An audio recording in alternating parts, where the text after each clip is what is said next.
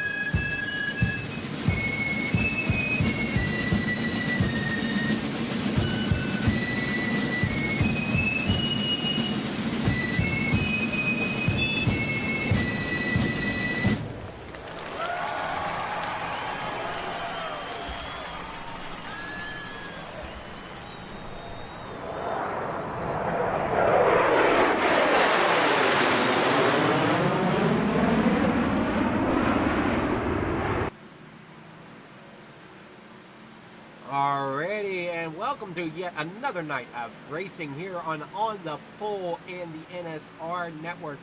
We are bringing you the NSR Xfinity Series presented by the skunkworksgraphics.com. We are here at the lovely track of Texas. I have a co-host with me tonight. Let me see if you're going to give me a moment here, a little out of practice as I get things rolling here. But here's some race info here for this evening. We've got the oval here at Texas Motor Speedway. Track length is almost a little under 1.5 miles. Track temperature is sitting about 88 degrees. I think that's track temp. That might be, yeah, that's track temp, because weather temperature is 78 degrees, 55% humidity, partly cloudy with 4 miles per hour wind. And with me in the booth, we have Mike Eden. Yes, hi. Thank you, everyone, for letting me join. I am really thrilled to be here with Mr. Flieger and all of you tonight. Thank you. Well, we'll hear more from you throughout the night, I'm sure, as we get rolling here from Texas.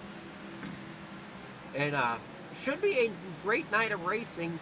Unfortunately, though, this is not completely recorded live, but we're going to record this as if it was. Just keep in mind that this is a previously recorded race that I am working with, so replays may not happen as crisp as we would like them to. So for your viewing pleasure, please keep that in mind as we get rolling here this evening from Texas Motor Speedway.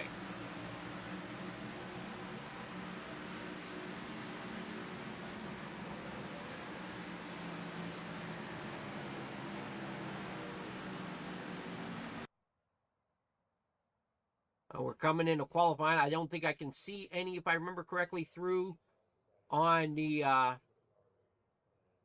replays. So we're going to jump ahead to the live race here. We'll take a look at our starting grid. Oh, wait, no, this is warm-ups. I'm sorry. We'll skip through warm-ups. There's our starting grid for the evening. Starting first, we got Mike Bruno on pole. Williams starting second. Johnny Taylor third. Ricky Utting will start fourth. Jesus Andrade will start fifth. I'm going to butcher some of these names. I know it.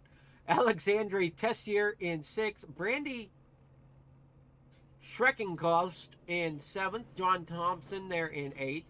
Stoney Benfield in ninth.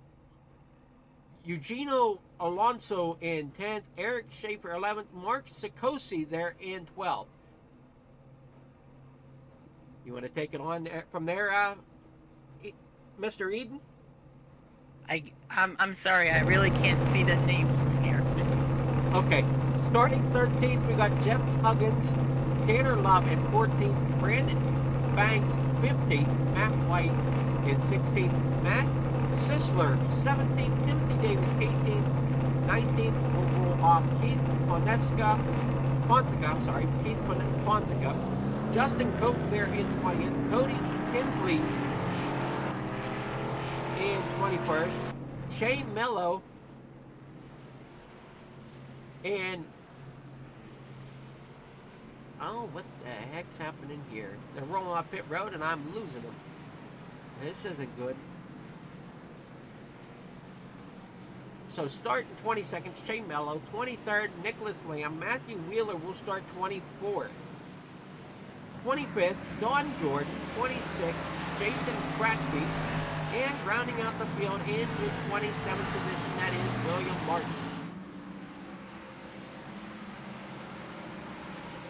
So I know you're brand new to all this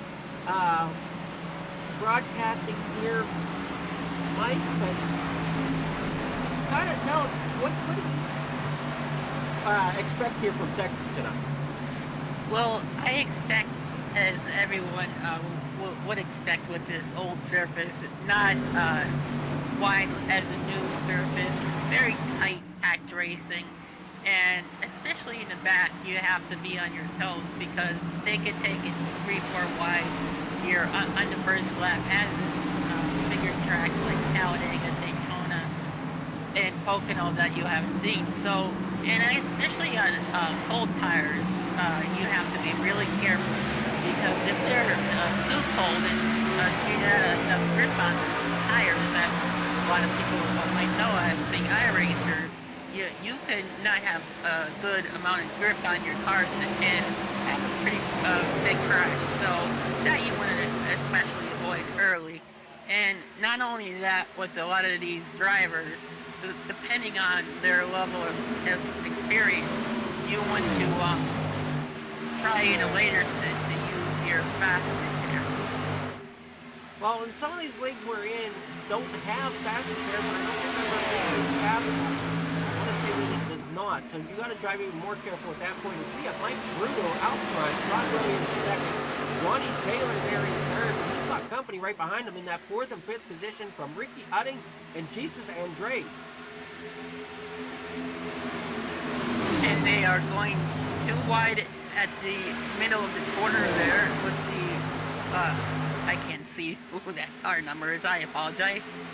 That the orange car is trying to make it 3 wide in the middle there, and that they are bringing up a pack in the back. They are trying to make it 3 wide in the corner. They have to lift there. Oh, there they go. They got inside, and there's a straight line and the back stretch now going into turn 3. Coming out of turn 4 now, side by side, front to back in the back. Still looking like a Shrekin Ghost who really wants to try to push it 3 wide, which looks like he may do so coming out of turn 2. Yes, now onto the backstretch. They're coming out of a straight line, and they were just trying to make it 3 wide there. Almost went on the paint going into the next turn, turn 3. And there's a 2-car gap in front of them, followed by maybe about 6 or 7 car lengths, and then maybe about a 3 or 4 car lengths back to the big gap. And I hope they will be all together in a big draft if they keep everything in line. If they try to go inside and out together, it'll break up the path, and you will lose your grip on your tire. They all seem to be single power right now, and I'm thinking these drivers want to stay patient right now. They don't want to run too hard, too early. We've got 260 laps in this race, so plenty of time to make up some distance. And it's still like the pit stops strategies to play into everything. Oh yes, and especially in the first 20 laps or so on this 10, you don't want to do anything that'll put yourself into too much damage, especially given no fast repair, and you don't want to affect your points too on and far in the race to have a bad race here. So that's why, especially on this old surface, you want to be as careful as you can.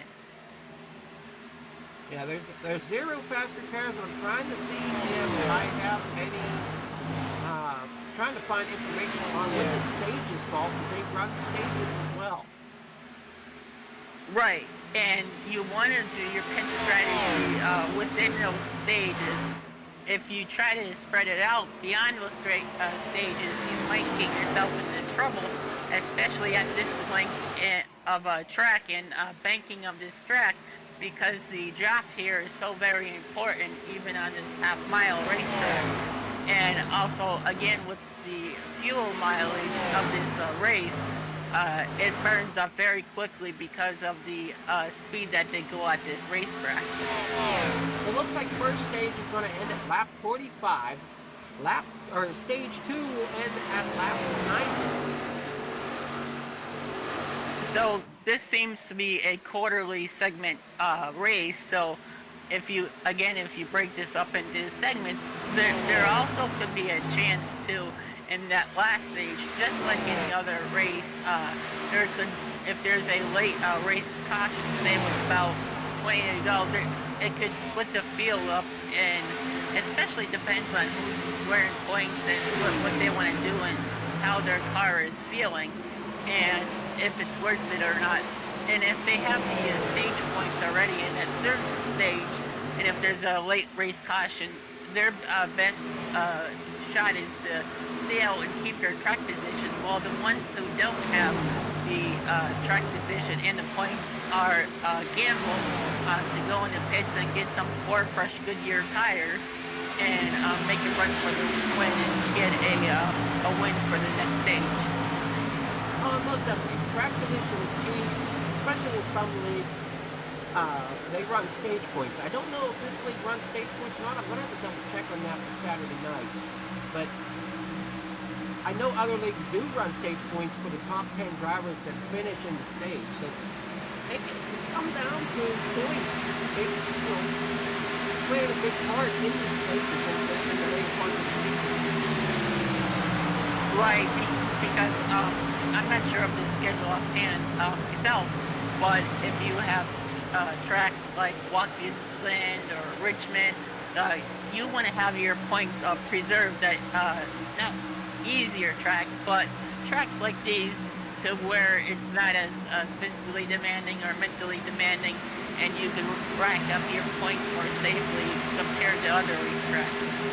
Well, I'm looking at the schedule here in front of me. Of course, I can't get it up on screen for our viewers.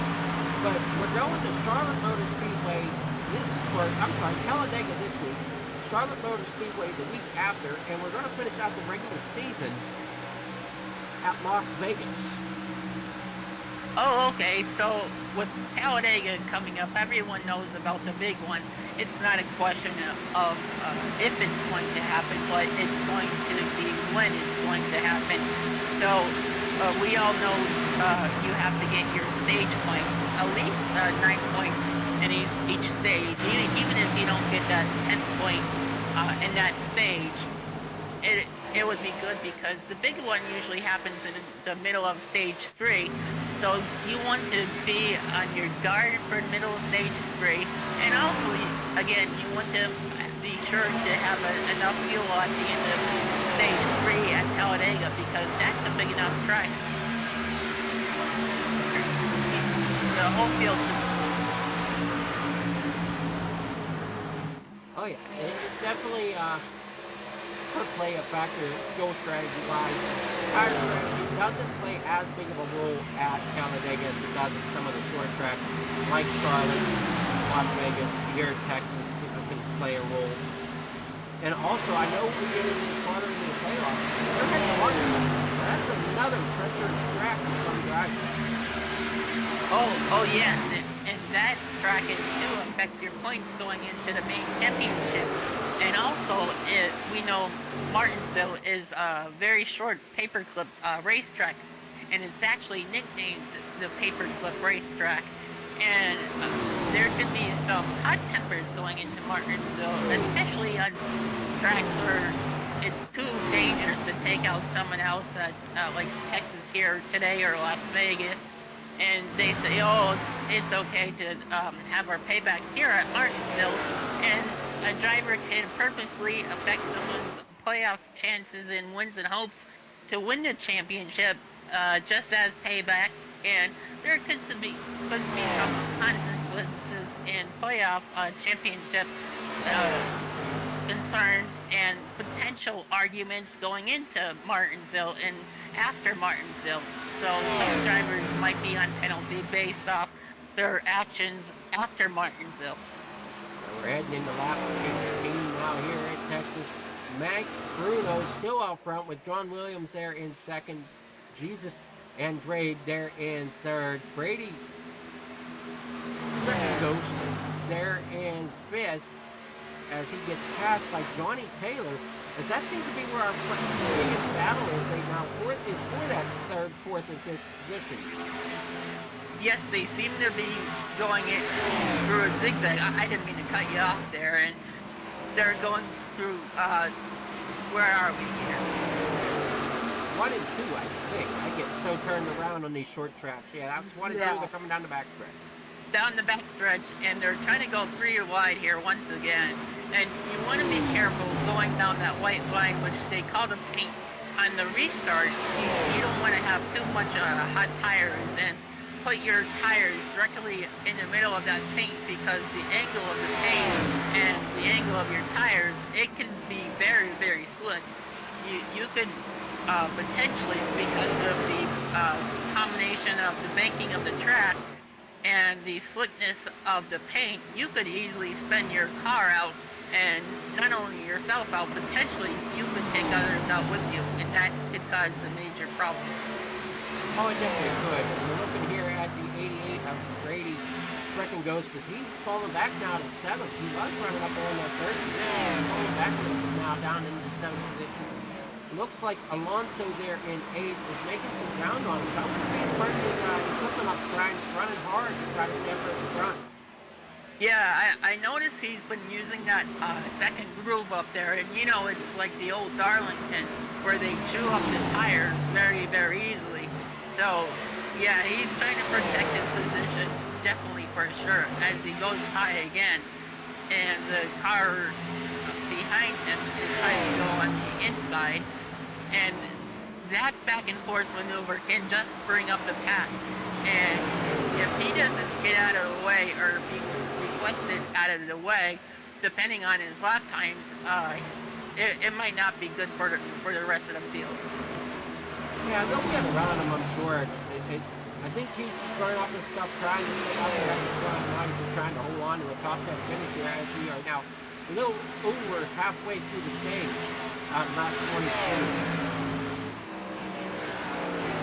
And we see the number 5, and he gets a little bit loose going up the tri-oval there, and they are beginning to stretch out because their tires are becoming cold and less grip, and everyone's finally beginning to safely stretch out here, and hopefully on this long run here that we seem to be having, with the exception of a few pack cars here and there, they could have a good run here and burn off quite a bit of fuel and save that last bit of tires if there is a green and white checker towards the end of the stage if needed for the extra points.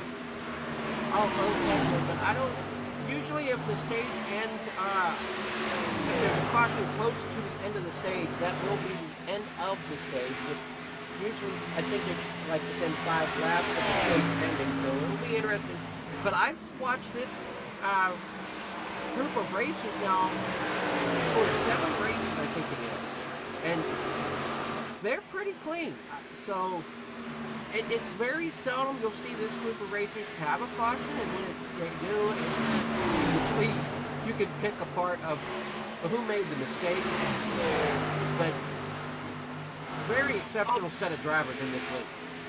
Oh, one car just bounced off the wall going into turn 4. That was the 05, I think. I do not see his name on my chart. My apologies. He did brush the wall pretty good. So you might have maybe at least a warning point or a ×2 for that. Because it looked like a pretty good hit. I wouldn't be surprised if it was a ×2. So he'll have to be easy on his tires for the next couple laps and get his car back under control again. And they are coming down into turn 1 again, and there's a big line of cars, about 5 cars in a row, and they're stretched out by maybe 5 or 1 or 2 car gaps, and then maybe about a 4 car length, followed by another 3 cars, and then by maybe another 6 or 7 car length, followed by another 2 car length.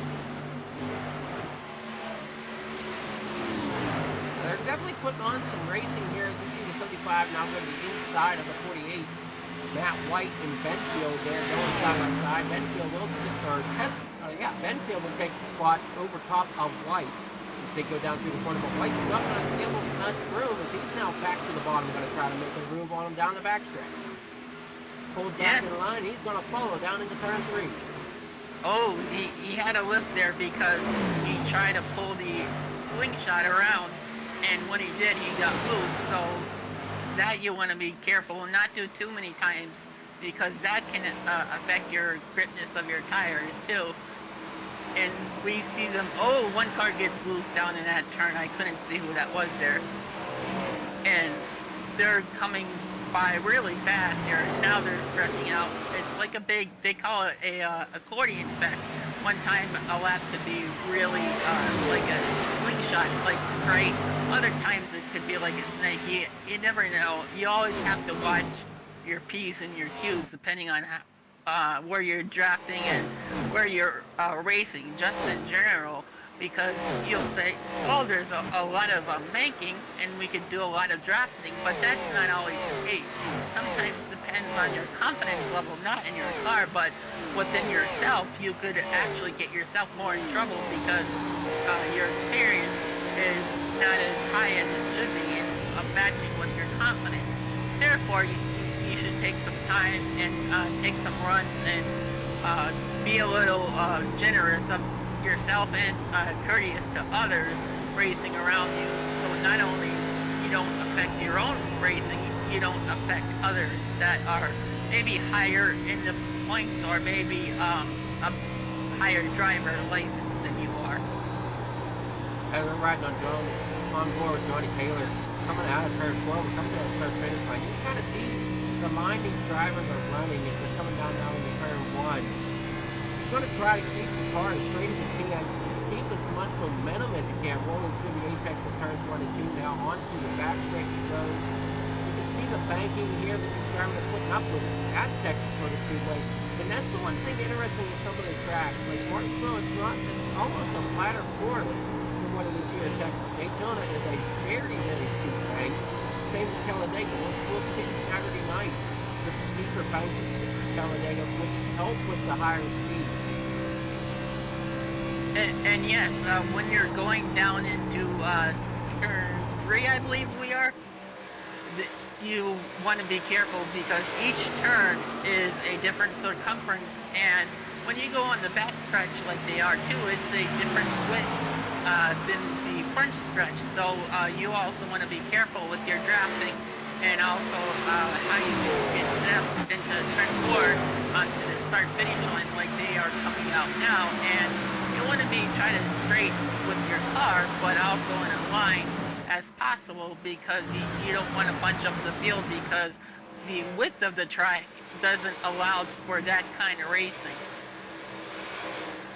Not completely, and definitely here in Texas, we're not seeing it too much 3 wide as they are very strung out. You see the 54 going underneath Second Ghost there in the 10th position. That is the 54, but he is number 24 on your scoreboard. That is Brandon Banks. Second Ghost just got tied against the wall. Like I said earlier about that warning point or the ×2, I'm not sure what he would have got there. They would have to review that. That looks like a warning point to me. I'm not sure on that. Depending on how the replay looked to see if there's any damage to the replay. But he looks to be okay, and he looks to be back under control now. And he's behind in number 54 right now, looking inside, and he's building about a 5-car gap behind the car next from him. And they go back down the backstretch, and there's a 6-car breakaway between number 3 and number, I can't see that car number, I'm sorry. It looks like we've got 2 number 3s, as one is black, one is, or black and green, the other one's black and pink. Right. So one is Johnny Taylor, that number 3 black and green machine. Behind them is a 76 on the scoreboard, but that black and pink number 3, that's going to be Eric Schaefer. Okay, yes, we've already said his name a few times tonight before. Mr. Schaefer seems to be a well-rounded driver, and right now they're coming out of, into turn 1, I'm sorry, and they're behind the 9 car, and they are really pulling away from the car behind them, and it's about a 10-car gap now, and there's another car, and they're also coming into the frame, and they're stretching out pretty good. Again, they're having that slingshot effect, and you want to be careful with your tires like this. Number 5, I think it is, on the high side there. That's number 3, or 76 rather, of Eric Schaefer. Okay. So you don't want to do that too long. If you think you could try, but your tires will burn up rather quickly. And not only your tires, your fuel load, because you're using all that horsepower and all that effort to keep your car up there. And once your fuel burns off, so does your tires, and that'll make the car very, very slippery and what we call loose. Loose is when you turn into the wheeled left side, the back end tires when they come out. When you turn in tight is when you turn and going into the corners, and it's their left front is sticking to the apron, and the backside of the tires aren't coming out. So based on your car handling and your confidence on how your fuel load is, and the timing of the caution, if there's a stage caution or caution for a reason, is all how you want to base on how your car is feeling for the next stint that we would run. As the battle heats up here up front, we got Mike Bruno there out front in that number 19, but he's 82 on your scoreboard. The number 5 machine at his back bumper, that's John Williams, and Jesus Andrade looking in as we look to be almost to the finishing of stage number 1. And they are coming onto the backstretch, I believe, here.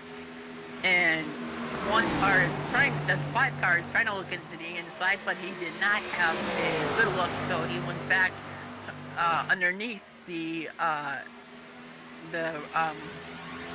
can you see the car that is for me? Which car are you looking at? We got the 19, which is the 82 of Mike Bruno, the 5 of John Williams. Oh, yes. Andre there in that blue and white number 6, who looks to be trying to make a move on the number 5. Yes, I was looking at the 19. It looks like the 5 is trying to say, let me go on the high side, you're holding me up, bro.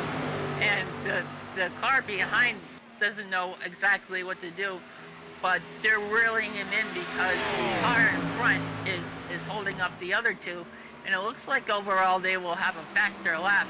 And after all, here they go. They look like they're gonna finally try to. They try to get to the inside, and no, they're trying to go down to the inside again, and they're gonna use the banking as much as they can, and they're trying to use up too much of their tires, and the other car is actually starting to pull away. Last lap on stage number 1.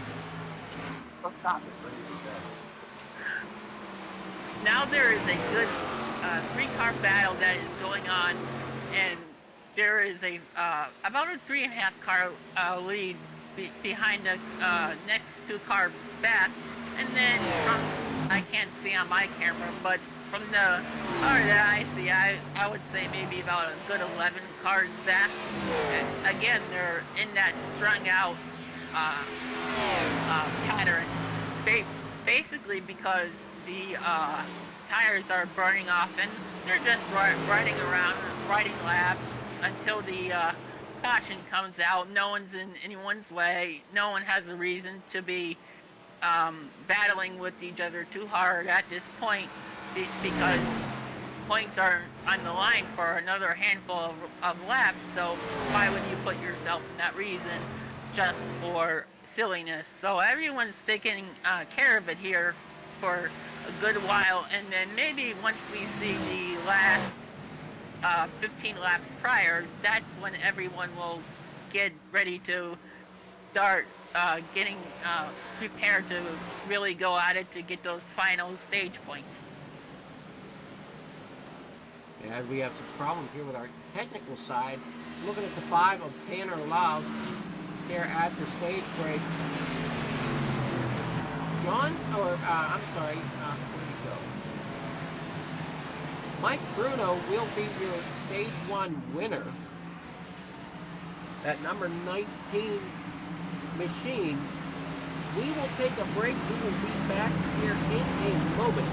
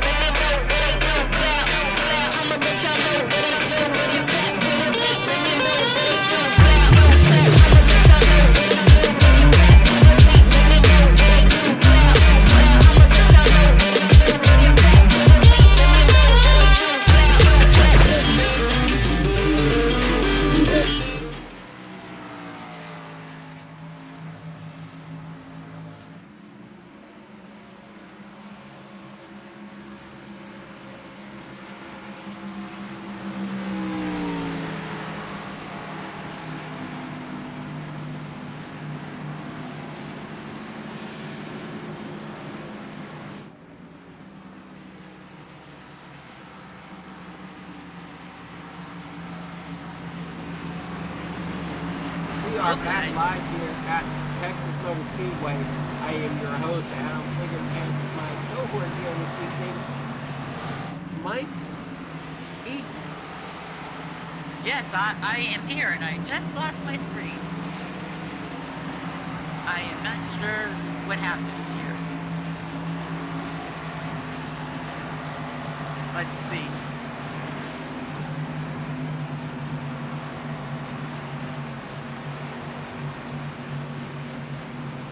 Oh, there we go. I have it back. My apologies.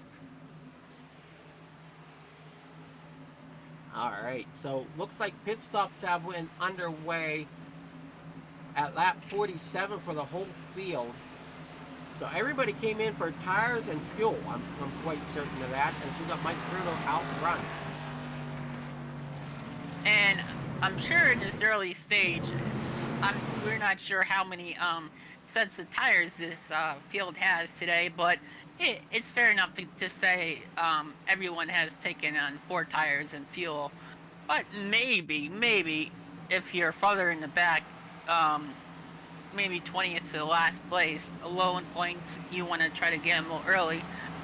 Maybe try to get up there and get some early stage points if there's a big wreck, or if there's someone's misfortunate actions, you could have a good point stay because of their incidents. So you never want to wish bad on any driver, even though this is AI driver. No harm will come out of these drivers. So that's always a good positive thing about iRacing. It's much as fun as real life racing. So we could push ourselves to the limit. And oh, there goes a pace lap. One to go now on the restart here, and they are trying to double up 2 by 2 going into turn 1, and they are going through the choose lane, and they are building up inside and outside depending on which track position they look better. And the second row has a wider gap than it maybe typically should. I would think they would have a quarter of a lane down, and especially on cold tires, like I have mentioned before, that they really want to be careful on this next few ensuing laps, maybe about the first 4 laps, and especially if they're trying to go 3 or 4 wide, which some drivers will try to do. You want to tiptoe, as we call it here in iRacing, as best as you can, so you're not in anyone's way. We see one car dipping onto the banking there. I'm not sure if I can see that number offhand. The reason why they might be doing that is maybe to try to save as much fuel. They have pickups in these cars, and if you go to the left, it'll put the fuel in the other reserve tank, and you can kind of slotch it, we call it, side by side, as we get ready to go up to the restart here on the Geico restart zone. Great jump on the restart. Williams there in second. And Gray there in third as they go battling down in the corner number 1. Side by side they go. Off a turn number 2 they come, all side by side, and they get up to full song. And once they come off of full song, there was a net code about 5 car lengths back. And now they're going side by side for the lead, as I just see the middle of my screen now, and there is 2 cars after this restart that are having, looks like, moderate neck code issues that should be taken a look at. And there is a big snake-like effect going into turn 3 onto turn 4 here, as this pack of cars is trying to get bottled up here. One car goes inside, one car goes outside, and they are stacking up behind them. Some cars' tires are still warm, and some maybe as cold because they didn't get as good restart as others have on this restart. Oh, one car got really close to the wall there, but I think he was okay there. Sometimes when you use that, there's a low pressure effect that bounces off these cars, and it could affect these cars, and they could create a more drop effect, not only with the cars in front of them, but behind them, and also coming off from that wall. So all that air pressure and air force wind speed can make the cars go faster and have a better lap time than the ones around them. And we have a leader here in the Bloomer Button Box 300 here this evening. John Williams to the lead, coming off of turn number 2, down the backstretch into turn number 3. Mike Bruno falls back to second. Jesus and Gray there in third. Yes, there's about a quarter or so, maybe 2 car lengths between first and second. And second's trying to look to the inside, and again, he's almost on the white paint, and you have to be careful, like I talked about earlier, with that white paint. And now the leader is trying to protect his position, because he knows the second place is really trying to get the position just for the stage points. And once on this restart, we are coming out of the first handful of laps, and they are stretching out the lead again, probably about maybe 10 to 20 cars, by about a gap and a half for the first top 10, and then maybe a good 8 or 7 between the one in front of the 05. Oh, the 51 just had a major neck code. That should be looked at. Everyone should have to be careful around him. You don't want any issues around there. And they are going into turn 1, and if you want to take it over here. coming down to turn 1. We have Ricky Hutting there in 5th, Tanner Love 6th, Johnny Taylor 7th, Alonso in 8th, Banks in 9th, Benfield there in 10th. Those are going to be rounding out your top 10 drivers here as we get off on turn 3 and 4, heading into lap 58. Williams will be taking them to the flag stand. Bruno right on his back bumper as they come down into corner number 1. Bruno still trying to battle back to that lead as Williams has taken over here in stage number 2. And Williams in stage number 1 was really trying and not using up his stuff because he knows he has a lot of laps left in stage 2, and that's where the points are in stage 2 and the points for stage 3 and also for the money in the championship. And now they're going side by side for the lead, and the inside car is going down to turn 1, comes up, and the number 5 is trying to block and go up on the high side, and now he's looking down trying to go on the inside, and he had to check up there because he probably got too tight, and now he's just settled back in line, and because he had to settle back in line, there's about a quarter gap half between the leaders in turn 1 and 2 now. Yeah, Bruno back to the lead after passing Williams there 3, 1 and 2 that last lap. Now Williams is trying to see if he can back up there to battle Bruno once again. He's still been trying to battle side by side ever since the race began pretty much. As they're now through 3 and 4. Bruno out for Williams second, Schaefer third, and Ray there in 4th. Howdy will round out the top 5. Yes, and with these top 2 battling side by side over a matter of time, it's going to bring that pack behind them up to them very, very quickly. And the 2 cars that are battling will use up their tires and their fuel, like I have mentioned before, very quickly. And these cars that are coming up in the draft will not very much because they're all in a straight line for the most exception as we see here a couple side by sides. But everyone seems to be counting their pints and quarts, as they say. There's a patch here on the inside, the number 42, I think it is. I can't see I don't know. 43, yeah. 4th position. The 05 of Candelara will bring us back from the 98 where another team is falling back a little bit there now in 6th position.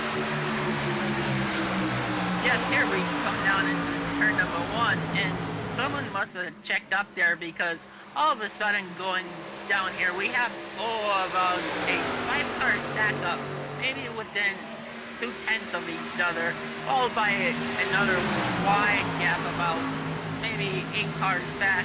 So this first group here, someone tells me someone had it checked up, and this pack of cars behind the 42 here had nowhere to go, and that just created a stack-up effect, like you were at a short track and had nowhere to go. So the next couple laps, these drivers want to use their heads and be cautious until they burn up their tires, not burn them up, but make them cooler and give each other more space.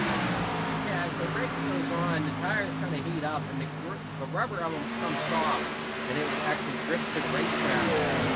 In some cases though, once the tires are hot enough and that rubber wears off, they don't really have much grip left to them. As you see the 12-car battle with the 2 of Cody Kinsey. Cody Kinsey, though, on the ticker is a number 22. As we see him battling back to the inside here. This is the battle for 12th and 13th position. Yes, they are battling pretty well for a 12th and 13th position. In the first and second stages, they only go through the top 10 for points. So, again, this car behind these 2 has pulled up because they are fighting in front of them. Not physically fighting, but fighting for position, as we have another pack of cars that are holding these 2 cars up.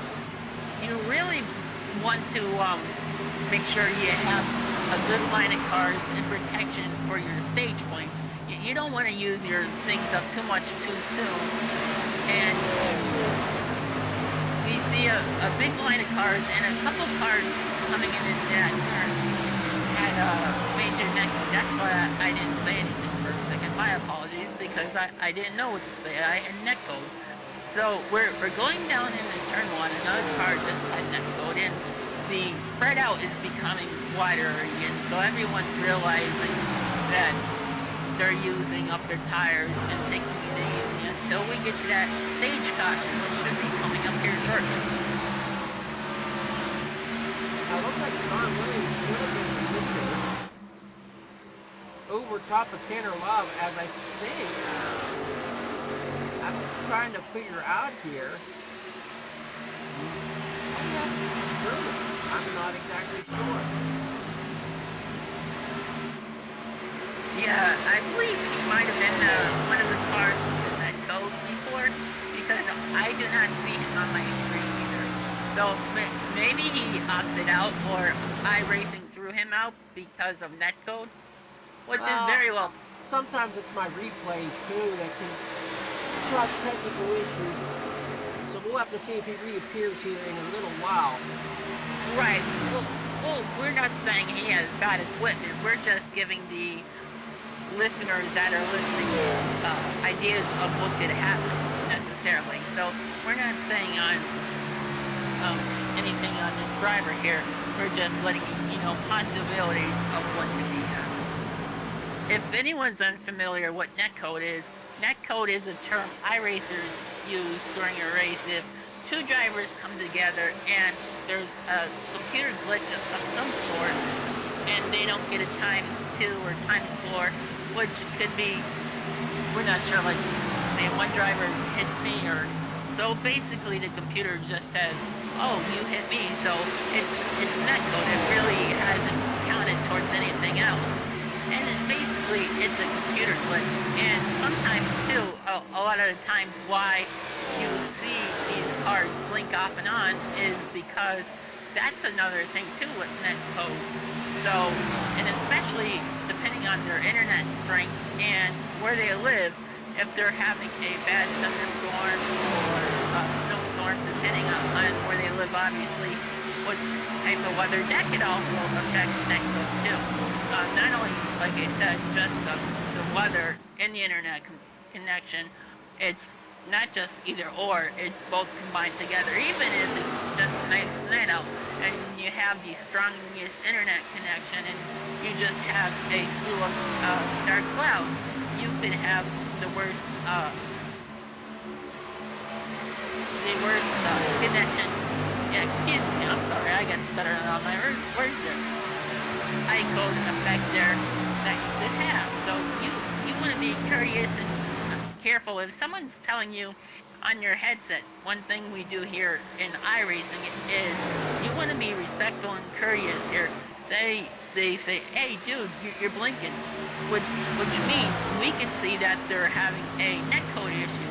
The polite thing would be to say, okay, I'll pull up on the high side and I'll let you know when I'm coming through. Or the most polite thing, which I have done in my iRacing career, has been pulling off the track and getting out of the race, so I don't affect my race and I don't affect other racers who might be better than me, going for a championship, and me just racing there just a race. Right now, Tanner Love sitting third, and Drake there now takes second spot from Love. I'm still thinking Bruno is out front, but unfortunately my replay quality that I have received might not be up to snuff. And that could be why we're having the connection issues with a couple drivers. I'm unsure. Yes, and they are building up a pretty good gap between 1 and 2. Between 1 and 2, I say about a quarter, maybe a third length, and between second and third, about 4 cars back, and then pretty much stretched out through the rest of the field. As I said before, a lot of these drivers, with the exception of a handful who might be the points, are gonna be safe in line and get those points until we come to the next caution here. So there's really no need to ride as quick as you need or be competitive with some people, as we see some drivers going in their high side and almost getting into the wall, but I believe they got away through it, and it looks like we have another battle through the lead, if you want to take it away. I'm unsure if we have a battle for the lead, as, like I said, I'm not sure where Bruno is. Oh, okay, I didn't know where my camera was at. Jesus Andrade is showing as the leader, but I'm skeptical on actually calling him the leader. I'm unsure of where Bruno is. Right. That's why I was saying I wasn't sure. That's why I gave it to you, because when my camera split there, it went from blank to 3 cars there, and that's where I thought the battle was. So unless the blank was the net code that I just talked about, there's no way of telling. So we're just learning here, so our apologies here. It's really hard to tell, but again, back to the action on the track. We are watching a gap here, 3 cars, the 42, and 2 cars behind the 42, followed by another 5-car gap. It's the 43 with 3 of Johnny Taylor in the 86 of Eugenio Alonso are in the 6th position. This is battling for 4th, 5th, and 6th. Is what we got shown on screen currently. And then between 5th and 6th, there's about another gap and a half or so. Behind 6th place, I cannot see on my screen from here, so take it away. Yeah, behind 6 we have the 24, which is the 54, Brandon Banks. But then we got Schreck and Gross, Wheeler, and Benfield rounding out your top 10. Looks like we have a stretched out battle here on the backstretch, and they were trying to go 3 wide back in the backstretch before. Now the cameras have switched again, and another car seems to be having netcode. I can't tell who that is before. 2 cars have netcode issues. Yeah, those are, that is the 82 of Bruno and the 5 of Williams. So they're out front there, and I know they're out front, but my quality of replay I have is blinking them in and out. So unfortunately, I believe it's my replay quality, not the connection issue. Okay, so for clarification, the 82 and 5 are the ones with the netcode, or the appearance of the netcode. Yeah, they're out front, and there's a couple drivers that are kicking in and out for some reason. I want to say it's due to the replay quality. I don't know why some replays will do this to me. And we're back on track, and you see the 43 coming onto the back stretch.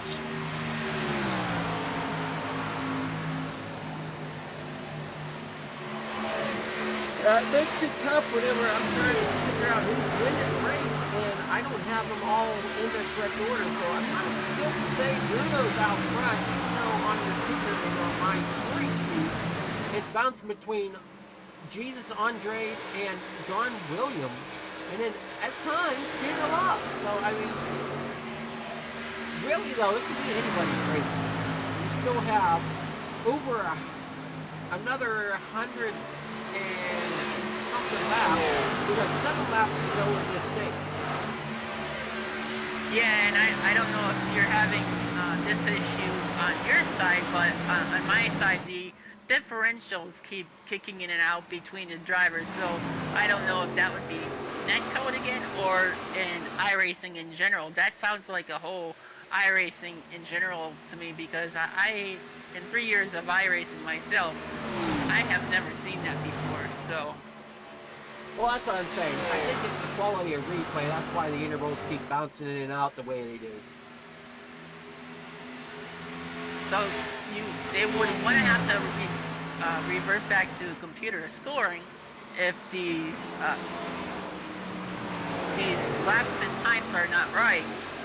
So especially if we get a handful of more cars out in crashes or debris cautions, things like that, you want to make sure everything's on top.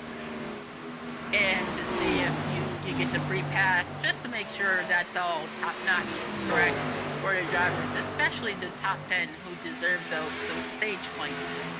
You want to give those who rightfully deserve them, but you don't want to make someone else mad and they know, I got the stage points in iRacing, saying, no you didn't, and having a horrible back and forth because there was no known of who's who of what should have what. Oh, most definitely. And Bruno's still out front. Williams there in second. Andre in third. But Williams is trying to battle with Bruno. And I'm going to try to keep this on screen. I'm not sure if the replay will allow me. As you see down in the bottom left-hand corner, it is recorded from a replay. So it depends, a lot of what I'm doing here depends on the quality of the replay, and I'm just not sure if this was up to snuff. Well, I can't do anything on my end here. As we have it looking for the inside, as he got the inside, he got loose there. As he goes for the lead on the number 8 car, I believe this is a side-by-side for the lead. As now the inside car, I cannot tell who that is. That is the 5 Williams on the inside. Bruno's on the outside as they come down the backstretch. Okay, Williams is going to the inside and trying to take the lead from Bruno. Bruno slipped up there. It's way up high. Bruno got really tight off that onto the backstretch. Now through the trial. As they come down into turn 1 there, the second place car is looking again to try to make a dive bomb, and he said, nope, I don't have a look. So he's gonna try to look on the outside just like before. He can't make it. He's trying to make a look on the outside again. He's going up high. He got up too high. He had to back out of the throttle. Now, because he had to back out of the throttle, he lost grip on his tires, and the 2 cars that are behind him are closing on him quickly.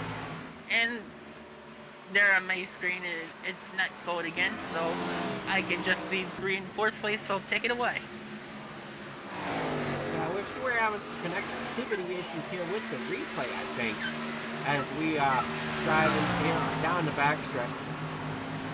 We got the 3 or 76 of Eric Schaefer in 3rd position on the score ticker. I want to say he's 5th position, because Andre should be 3rd, Caleb should be 4th, Udding will be 6th, Alonso 7th, Brandon Banks 8th, and Johnny Taylor 9th, Justin Coop will round out your top 10. As I know we have Bruno and what was the other one's name? John something. John Williams was up there in the front as well. John Williams and Bruno are battling for the lead. Yes, and I don't know what shows on your screen, but every single lap, the cars appear different numbers. They're decals, and depending on what lap it is, it goes across as a different number for the same name every single lap. And I think that's where we're having issues here with our differentials, because the loops, there's what we call loops inside the racetrack.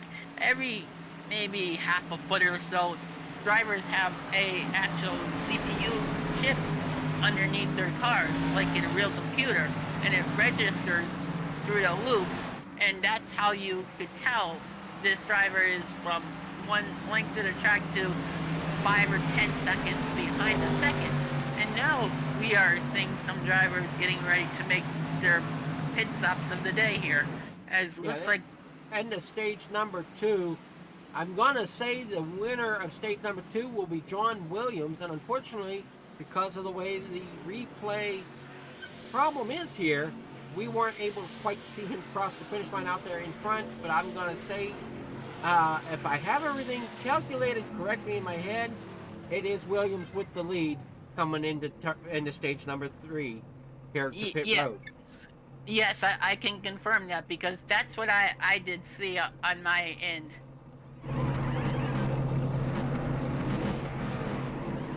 4-tire change. fill it up with fuel, and they are down and away.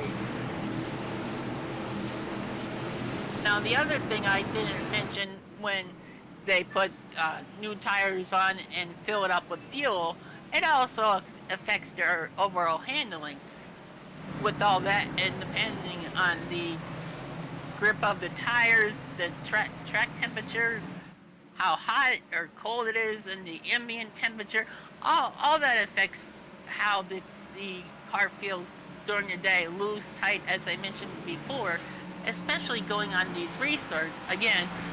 And you want to make sure in the first 3 or 4 laps that you want to not spin your tires, be respectful, and tiptoe your way through, especially at this next stage, because this is the final stage for points. Once we get to stage 3, there won't be any more points on the line. Expect when you get to the final to tally up everything else.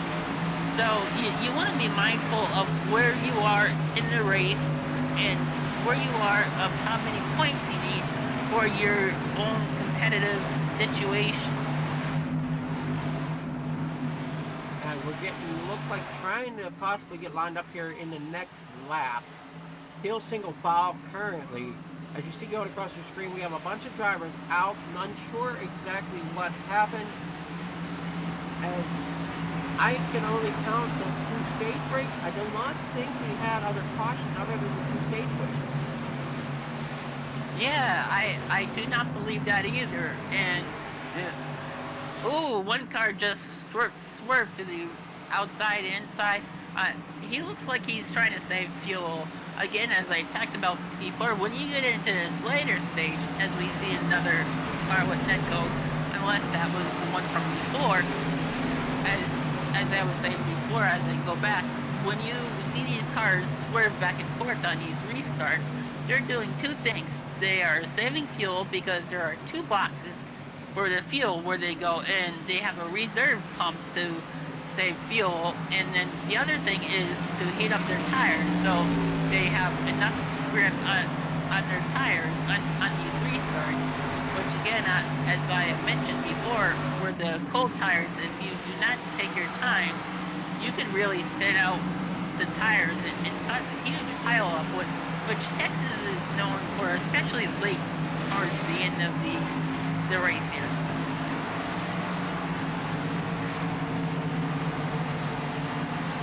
As they get to 1 to go, everyone looks like they are doubling up, and everyone has just crossed the choose line, and the pace truck has their lights off, which means if you're new here to iRacing or any NASCAR on TV that you might watch, lights off of the pace truck means 1 lap to go from the restart that we are just on to resuming racing here shortly. So once these drivers hit turn 1, we'll be back to snuff here as we continue racing here, as the leader just had netcode. I don't know if that's the same one, but second place looks a little antsy. That's never a good thing. That's the worst case scenario, especially at a big track like this. If the leader on a restart has netcode, even during the later races, you always want to be careful, especially in a track where I keep saying, I know I sound like a broken record, but you really have to do tiptoe here because it is like ice. It's old surface, it's old pavement, and depending on the level of drivers, you really want to be careful on the first few laps there. Take it away. Yeah, they're coming down the front stretch here. Pace truck is off through the restart zone. They come. The 5 disappeared on me yet again. And again, that is not the driver's connectivity. That is just the quality of the replay I have. Because I know when I do this live, we have all the cars for the whole race. So we don't have the problems that I'm seeing here in the replay. So I'm unsure exactly why the problems are persisting here in the replay. But they are starting to single file out down the back stretch here, down through 3 and 4. Back on the front stretch. They almost look 3 wide here, farther back in the pack.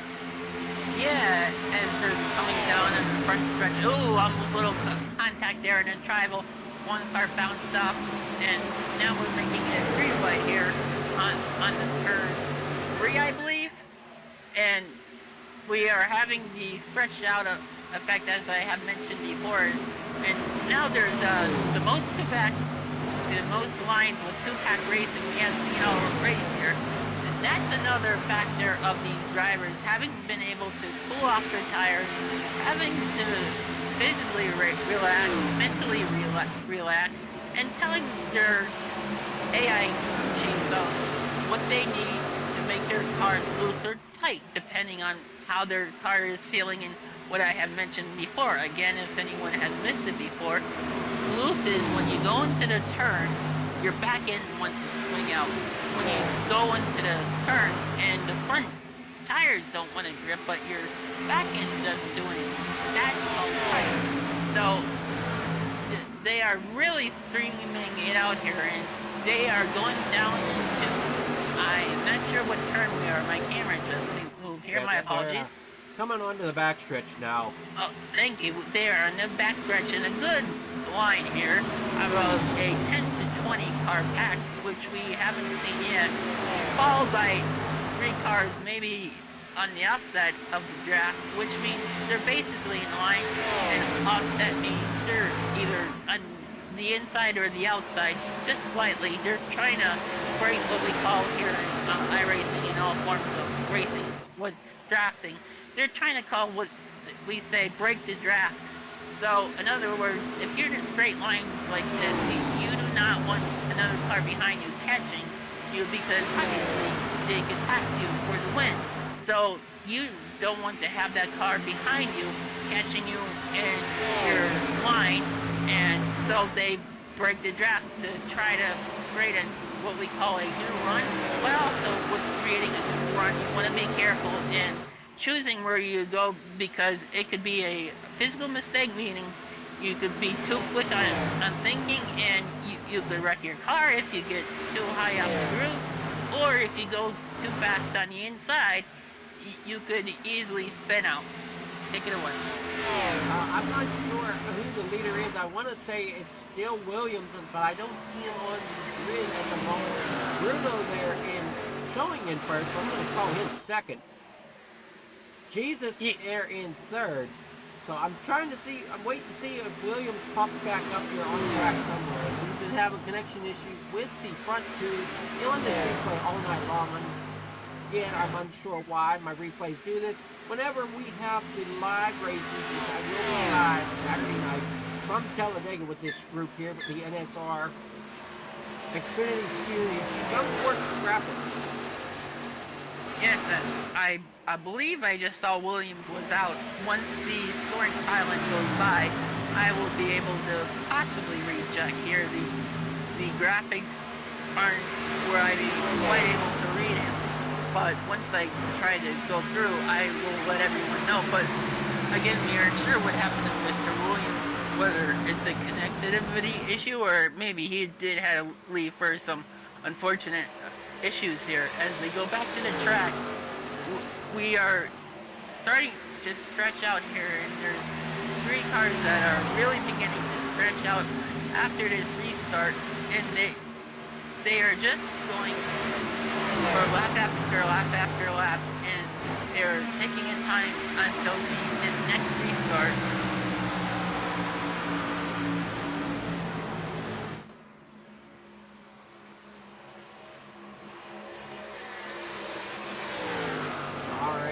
Out of turn 1 and 2, they come down the backstretch. We're looking at the 98 mark on grade as they come down into turn number 3 for Tanner Love there in fourth. And I'm still calling Williams out front. I don't see him there. I'm still thinking that Williams is going to be the leader, but I'm not sure with the way this replay is playing out at the moment. Yes, I am trying to see. Oh, yes, he is officially out, so he must have had a issue. He's not out. He's just come back up, and now he's walking back down through the field again. So he's there. Oh, okay. He's just not. Yeah, right, he's done it, Chuck, because as I was looking at the pylon here, it said Williams out, and all of a sudden it went -1. So we are having a problem with Williams here with the connection connectivity. It was a net code. I misunderstood and misspoke before, so my apologies there. Yeah, it's my connectivity to the replay. I'm unsure exactly what's going on. As normally these drivers are live and great-looking cars on Saturday nights, but again, this is from a replay that they're bringing to you on a Wednesday evening instead of live on Saturday. Yes, it's a very... There's Williams out front as Bruno is catching, so then we've got a glimpse of the 5 car coming out into turns number 1 and 2. Yes, there he is. I see him on my screen.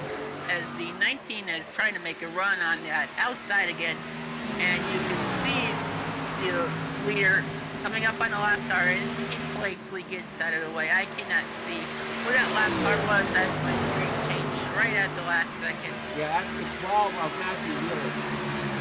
Oh yes, Matthew is maybe 1 lap down as my loop went by the last time, maybe 2 laps down.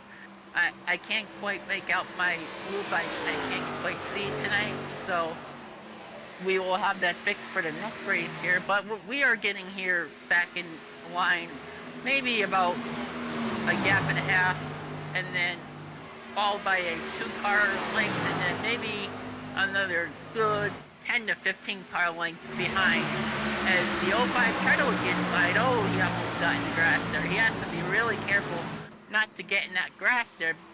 We call that a Dale Earnhardt Jr. for those who doesn't know what that means, but who knows iRacing and NASCAR in general and knows the name Dale Earnhardt Jr. Years ago, during a race, Dale Jr. was qualifying at this racetrack here at Texas Motor Speedway, and he didn't realize the angle of the racetrack, and he got onto the paint, as I was saying before, and the 2 left tires basically flipped the grass, and he went up into the racetrack, and he destroyed his whole race car. So you want to be careful with that here, because the dynamics of these race cars are impressively realistic.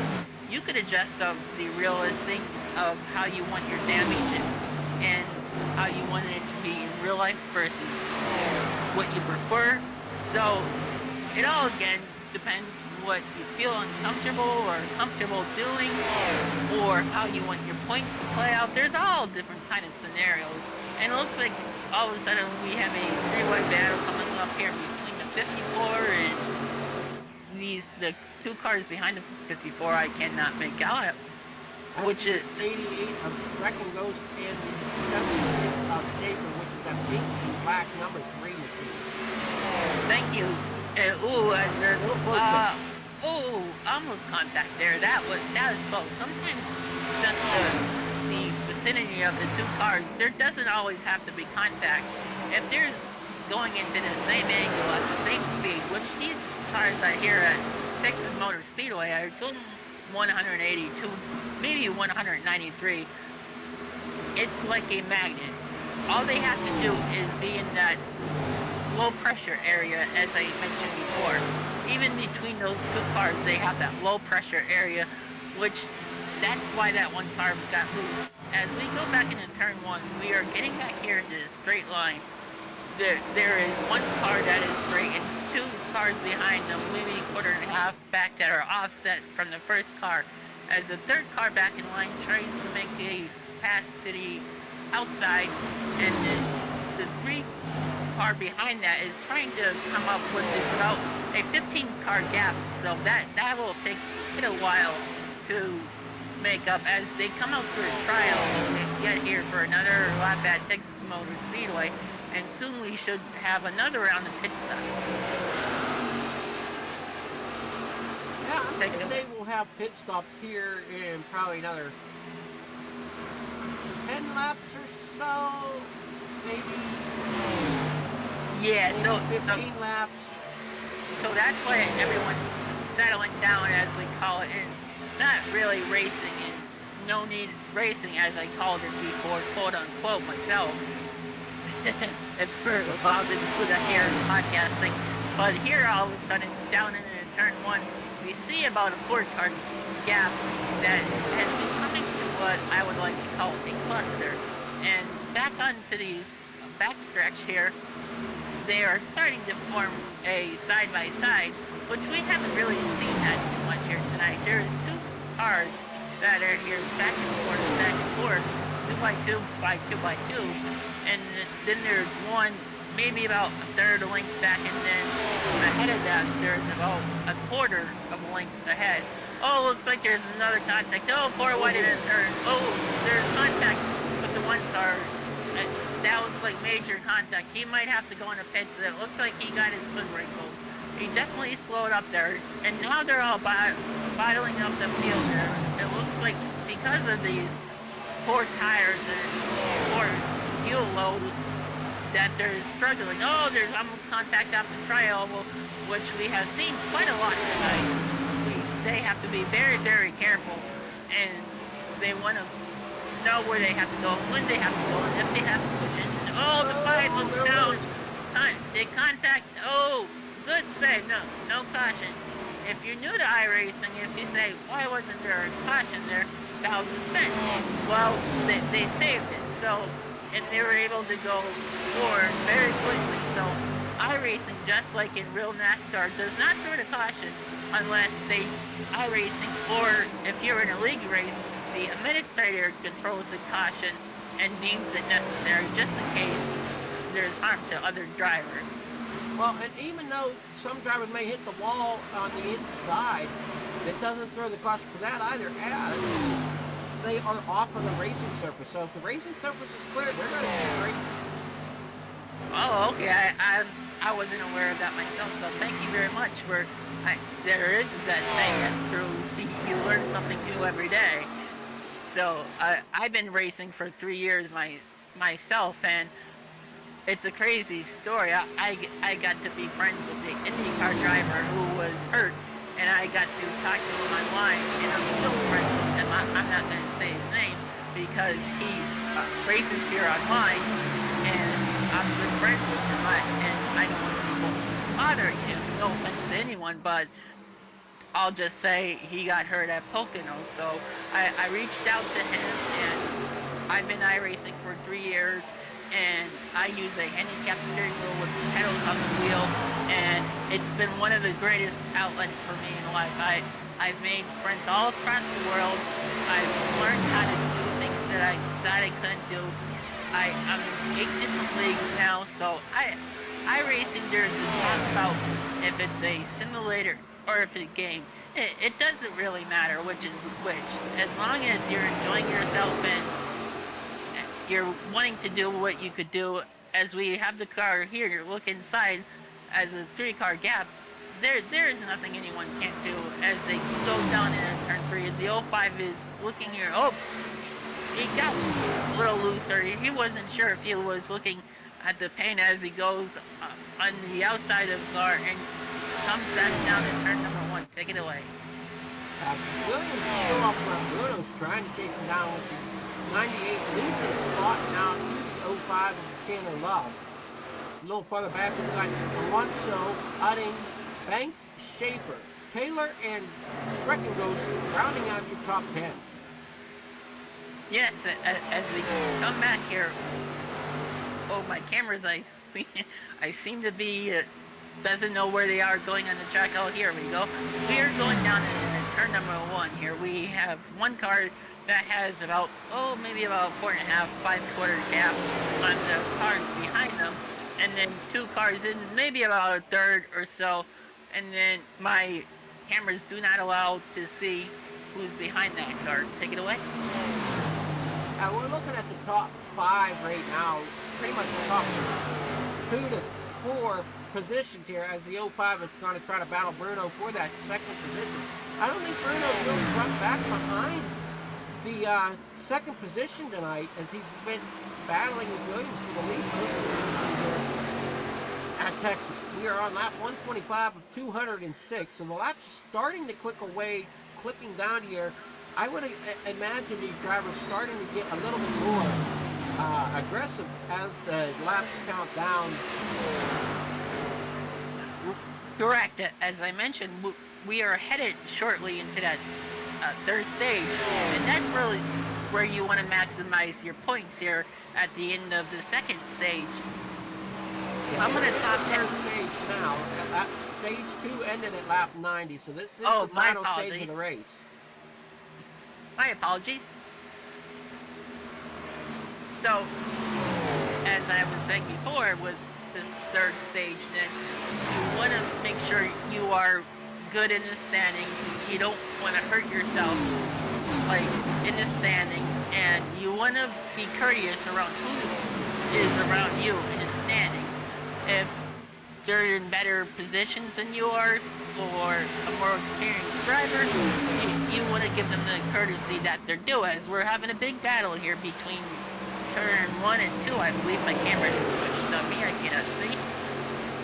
Oh, there we go. One car just went way up high. I almost got that wall. And that wall is really touchy. You really get tight. Even going on the outside, you can get tight. It's not just the inside. It's any track, any car has tight or loose and can be affected by. As we get an in-car look here, that is very cool. That is Mr. Timothy Davis. As we look here on the 92 Ford. As we see in the front stretch here, as we go down into turn number 3, as these two cars in front battle, side by side. One car got a little loose into turn 4. Because of that looseness, he was able to be uptight. Now we go on to Mr. Alonso, and he is in around by his lonesome self, and it looks like he's coming down here on the backstretch at Texas Motor Speedway. And we are on another car, Mike Bruno here, and he is around one car behind the draft, and he was just setting his position for later in the race. Take it away. He's currently running third. I think that's the first time this rookie win. Looking at the back of two different cars, and normally you're looking at the back of just one, the number 5 of Williams. Now it's the 05 of Tanner Love. Williams has had a pretty good season here with NSR, along with Bruno and I want to say Johnny Taylor, but I'm unsure of that. I know a lot of these drivers are having a great season. They're putting on a lot of great racing here for us on Big Upon TV, on the Pole, and also the NSR stream. As we're still on board here, coming down the backstretch, see how Bruno is looking for that grip, looking for that momentum, trying to keep a hold of his car, keep a hold of that momentum. As we're down to 70, we're coming up to 75 laps to go, or somewhere around there. Yes, and another good point I want to make out is, I don't know if iRacers, I'm sure they are, or racers in general that might be watching our podcast, depending on how your car is handling, I know I keep going back to that, but you could use the draft for the handling of your car. In other words, if you don't think your tires are that good, or in other words, you're down on grip on your tires, you could actually use that car in front of you and behind you in the draft to help control your car, where it is and how it handles.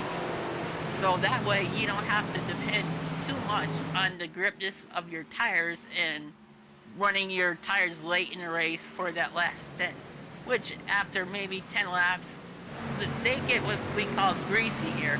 It's like oily, and they take about maybe a good 10 to 15 laps to heat up and really become effective. So that's why I keep mentioning back in the beginning of the race that you really need a tiptoe. Well, I think we're under caution here at lap 133 for the crash of Brady Schreckenghost. Unfortunately, I could not get that replay to show up. So we are under caution. Lap 133 for Brady Schreckenghost. Now the drivers are all coming into pit road. I would imagine we're getting close to the last pit stop. Oh yes, this is where the real strategy comes in. Now, it depends on where you are in the points again and how many laps are left. I can't exactly see from my screen how many laps are left. But you want to do that strategy as I called before. It might be a little bit too early, maybe by 20 25 laps early. If you really want to take that risk and gamble and go on points, or there is no more stage points. We are not racing for stage points. We are racing for the win here and the trophy here at Texas Motor Speedway. Looks like we just had someone skid out on pit road. I couldn't really see with my camera here. Looks like we did have a weird looking incident, but we are back here looking at Texas Motor Speedway, and everyone should be here going back in line and getting ready to use the choose cone. I'm not sure if the choose cone is this lap or next lap. They don't have a choose cone. They have it where it lines them up in chronological order of their position.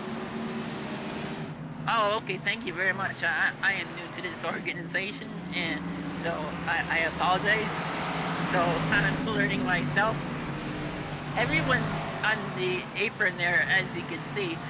They are trying to save fuel, as I mentioned before. It's only the top two, but that's a smart call. You might be thinking to yourself, why are they saving fuel this far out? Every little helps. Well, Alonso didn't even if that's it. Alonso didn't pit, so he's going to be on cold tires. This might be quite a big issue for everyone else behind them. Where I think in the top 5, up to the fourth car pit, and everyone else behind them pitted, and the first 3 cars stayed out, I believe. It looked like on my screen. So there could be what we call a checkup, where everyone gets on the gas and people don't go because of the cold tires.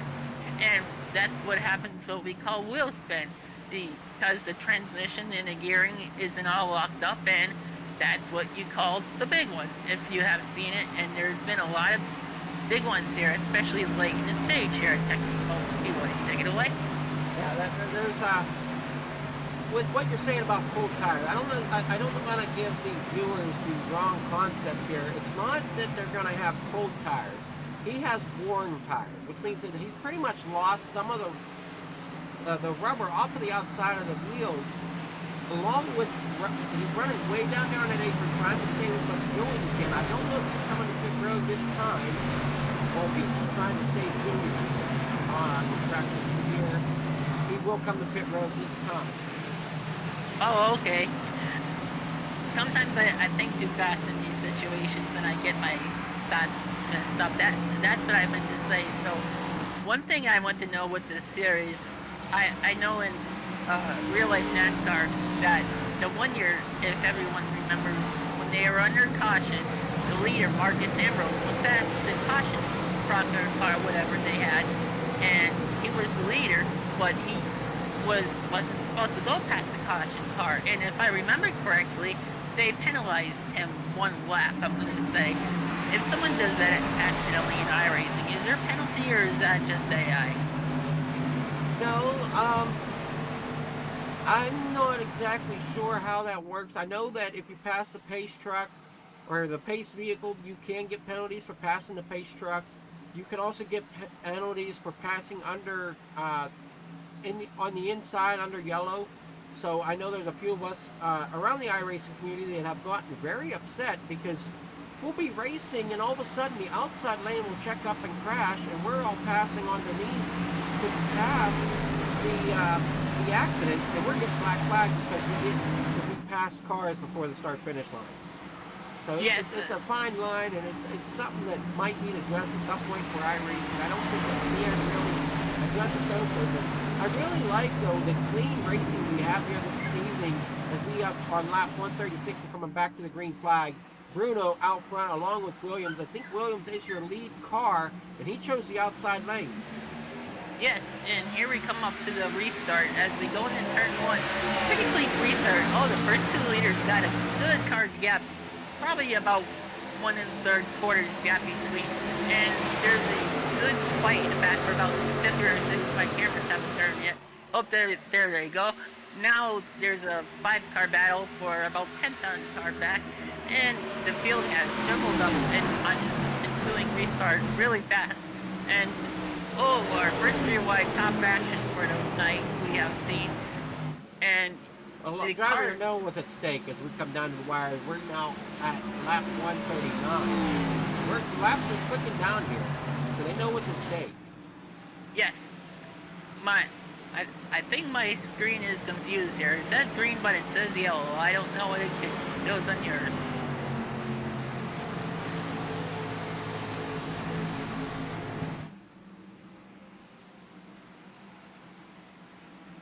Everyone's slowing down. We're back under caution, and I can't find what for. Right. That's where I was kind of shaking my head. I see green on the banner, and well, that's because it's a replay. The replay doesn't always show that it's the yellow's correct. Oh, okay. So they don't sync up. I see. Thank you. If it was a live race, it would sync up perfectly. But because we're a previously recorded race, and we're doing it from a replay, we have some struggles to handle here. Yeah. And one of them is these cautions and events of the race, like the caution replays. So unfortunately, I can't get them to the viewers as readily as I'd like, or even find out to even mention who it was. I know earlier in the race we talked about Brady Schweckenghost ended up hitting that one caution as he crashed, but I do not know what this one was for. I mean, this one could be as simple as somebody hit a button where they called the caution out, which they shouldn't have, and we call that throwing the water bottle out of the car. Oh, is that what that phrase means?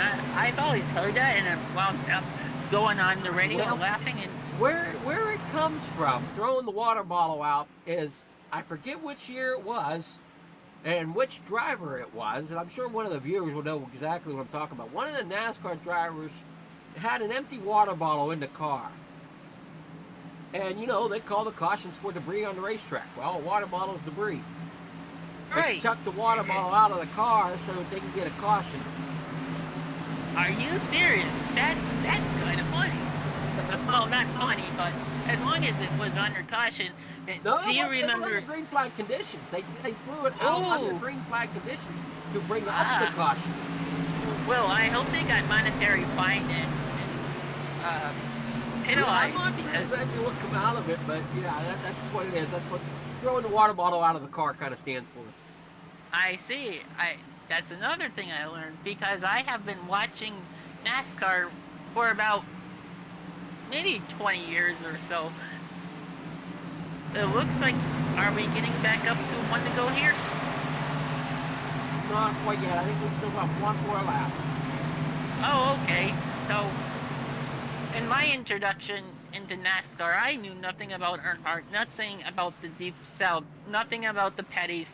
One day I was bored as heck, and I saw 2.5 laps ago Dale Earnhardt Jr. at Talladega Superspeedway coming back to the white flag and Bobby Labonte flipping on the back stretch. That was my introduction to NASCAR. So ever since then, in all 4 series of NASCAR, ARCA, Truck, Xfinity, Cup, altogether, I've probably missed less than 15 races since then. Well, I know the world's introduction to NASCAR was a little bit more entertaining, as the very first race that was ever broadcasted for NASCAR had the fight of, I believe it was Petty and Allison on the backstretch. Yes, and I don't remember that race because I was born in 85. That was before I was born. I've heard of the race. Right, yeah. I have another weird tradition I'll admit here, too.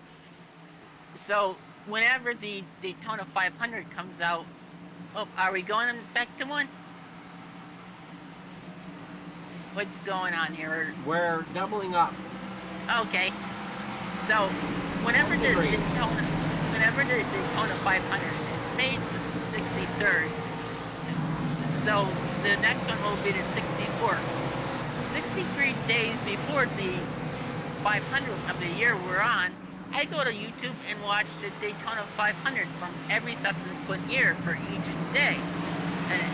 And then when I get to that day, it's in the new Daytona 500 race I'm on. So it's pretty cool to watch the old races each year. It's only once a year thing that I do. Yeah, I mean, takes you a couple months now to get through it, but yeah, it's out Yeah. pretty cool. Yeah. And you can watch the car changes through the year too. Oh, most definitely. But the thing with YouTube, because of how races were run back then, the first 8 or 9 full Daytona races are not in full. It's not until you get to the first Daytona 500 race. We have to get back on focus here as it looks like we're doubling up and getting back on the restart as we take it away to turn one. They are coming around turn number 4 right now. Looking for that green flag at the flag stand. If I can, there it is. There's Barney the flagman up in the flagman booth as the cars come screaming through the tri-oval. I wonder. Another 60 laps of green here. Looking out on the green flag condition. I wonder if Barney ever got net code. It looks like we have a slow start on this restart. Oh, they're coming up 3 wide.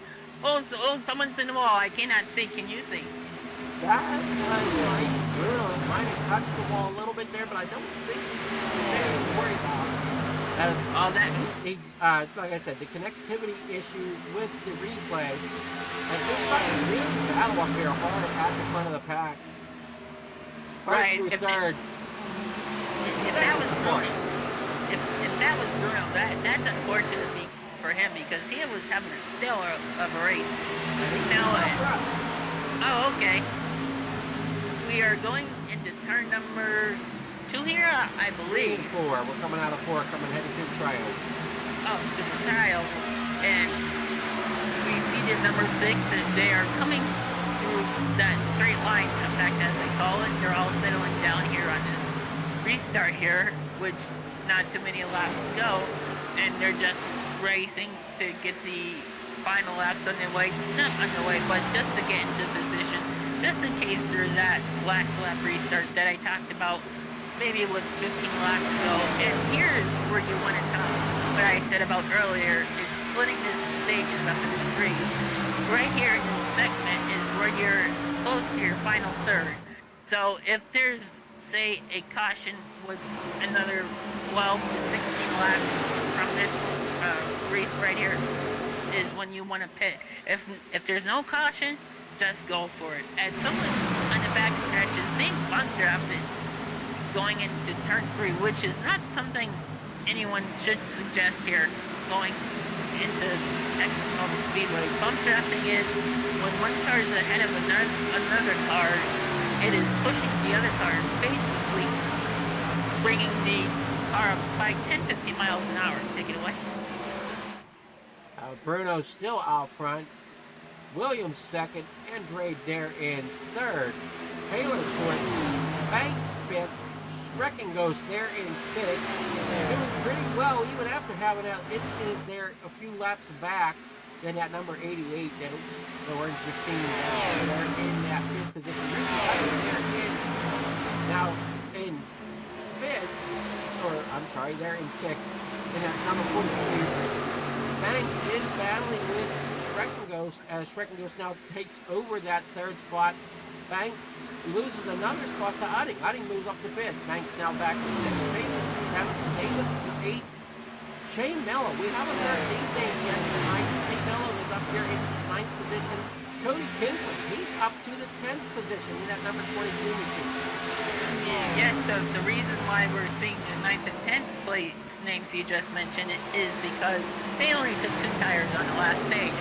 So they gained track position for this stage as we almost see a 3-wide battle here on the backstretch. Oh, one car looks on the outside and says, nope, I can't do it, and tries to go on the inside and makes it 2x2 for 2 lanes. It's the 5 car, I believe, and he's trying to say, let me in a draft here. Take it away. That's the 3 of Schaefer. We're on that high side looking to try to find a gap. As the 22/2 of Cody Kinsey comes rolling up through. He's now up to 7. Scratch that, make that 8. As Schaefer falls back to 9. Shane Mello in that 10th position, still battling hard to try to move up. as Tanner Love is slowly moving up as well. Tanner Love's had a great run here this evening. He's sitting in the 11th position, up 3 spots from where he started. Right, and he seems a very respectable and clean driver, so give it up for Mr. Love. Everyone's got to love some of Mr. Love. I couldn't resist that, so apologies, Mr. Love, but yes, he is having a good run as my cameras have just switched and I cannot see anything taken away. Yeah, we got Matt White back here in 14th, Alonso there in 13th. Alonso's had an up and down night as well. He's now down 3 spots from where he started this race. A couple of bigger movers though of this race. We have Shane Mello up 13 spots. Cody Kinsley up 14th position. Shane Mello just picked up and he got up to 14th position as well. Timothy Davis up 12. William Martin also up 12. He's currently sitting in that 15th position. And at number 58 Ford. Coming through the trioval there. Here we see the 08 that was damaged in that incident before where he got his nose crunched up. He is a lap or 2 down. I cannot tell on my screen here, but you want to be courteous with the lap cars, and sometimes the leaders can not direct but suggest where the lap cars could go on their headsets and say, can you go to the high side or go to the low side? But even the lap cars have a right to be on that turf as just as much as the lead car laps do, and you don't want to be shuffling it up too soon. Maybe with 20 laps to go the soonest, but other than that, I've always had that trouble in my iRacing career, is where do I go in this racetrack? It all depends on the size, the length, who you're racing with, so it all depends from there in that certain situation. Well, I know as we get down here, some drivers are really starting to impress me as they move up through the field. Shea Mello, he's moving up. It looks like we have a crash with Cody Kinsey, Eric Schaefer, and Jason Kratke. Ooh, it does not show on my screen. We are not syncing up here, as the replays before mentioned. I do see the smoke as we are coming on to the backstretch into the turn 3. We just went to aerial light. Oh, now we're in a replay. Yeah, it looks like we're going 3 wide coming out of turn 2. And that might be, we'll take another look at that. That might be a little bit of that neck code issue that we were talking about earlier. Yeah, first I thought it was the one car, or the one car getting up into the paint here. So as we see, the 2's down there on the bottom. Yeah. He does get down onto that apron, but he holds it. I mean, he's doing pretty well. There he goes. He's just fine. But you'll see coming off the top of the screen, here comes that 54 sliding down. And right there, you see that there is space between the cars, but iRacing says, nope, you made contact. Yep, it's just a tenth of a second. So I would submit a complaint into iRacing and say, hey, look, I would highlight my replay and I would say, look at this tenth right here. You caused this, and this was heard on my record, and I shouldn't be charged with this. Because not only that, it affects this race, and it affects something we didn't get into, what I'm going to mention now. Well, we have time here on the caution, is safety rating and iRating. Safety rating goes from 0.00 to a 5.0. It all means how you are in your license. Whether you're in the NASCAR Truck Series, Xfinity Series, or any series in the world that they have. As we focus here down on pit stops. Take it away. With what you're saying, we don't worry about that in league races as they aren't official iRacing races like we're watching here tonight. This is a league race. Therefore, drivers don't have to worry about losing iRating or safety rating because they're not official. You only gain or lose that rating while in officials. And to do that, you even have to make sure that you have at least 6 cars in the field. So if you go into a session in an online session and you only have 2 other drivers and there's only 3 or 4 of you on the track, it's not going to count anything during that race. It's pretty much a practice race at that point. Oh, okay. I always thought the safety rating was always on.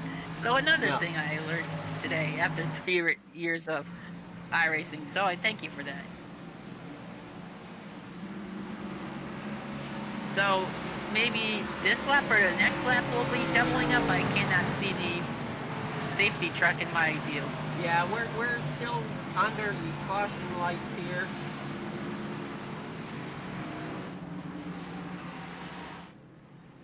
Oh, there's Barney. He has one lapper. He's still got the caution flag out. It's not one lap yet, as we still got the lights, and you can see going down the fence line there. Oh yes, that's pretty neat. That's another thing I never noticed. Well, some of the details that are in iRacing, it's kind of hard to notice them when you're sitting in the car driving, and you can only get appreciation through the views that most of the time I have the privilege of looking at. Because I know that Arizona, one of the cool shots I have with my cameras is, and I don't know how many others have the same camera pack that I do. In my version of the cameras that I got for Arizona, out there at Phoenix Raceway, I have a camera set right on the cactus, and under caution, it's pretty cool. It actually will switch from green to yellow for your cautions. So that's kind of cool to see. Oh, that is cool. Yes, I never noticed that, because when you're in these race trucks or race cars, you're always focused on, who's around you, just like in real life when you have to be. So you're not looking, unless you're watching on TV. It looks like we're getting the double up, maybe one to go. What you were saying earlier, some people say, well, iRacing's a game, and others say, no, it's a simulation. I lean towards the way of it being a simulation, and here's why, and I'll give you the reason why I say it's a simulation, not a game, is in a game, you're going against AI drivers. I mean, you think like NASCAR 2011, NASCAR 2013, all them different NASCAR games, even the World of Outlaws games that have come out prior, that you race the AI, which means you're racing the computer. We're not doing that here. We're racing legitimate, everyday people. I mean, these aren't AI cars. They are driven by actual race car drivers sitting at home in front of their computer, getting all into one server. Right. I cannot agree with you more. And here's another nerd factor about me. I have every NASCAR game on Xbox that you could own from 01 till the last one. And now I have iRacing. I have a few different NASCARs. I have the 2011, 2013. I have even back to, because I'm a PlayStation guy. I grew up on PlayStation. So I know we can get into that debate, which is better with that Xbox or PlayStation, but I'm PlayStation. Well, and, here's another. The one I have, the oldest NASCAR game I have, actually predates both Xbox and PlayStation. It goes back to Nintendo NES, the NES system.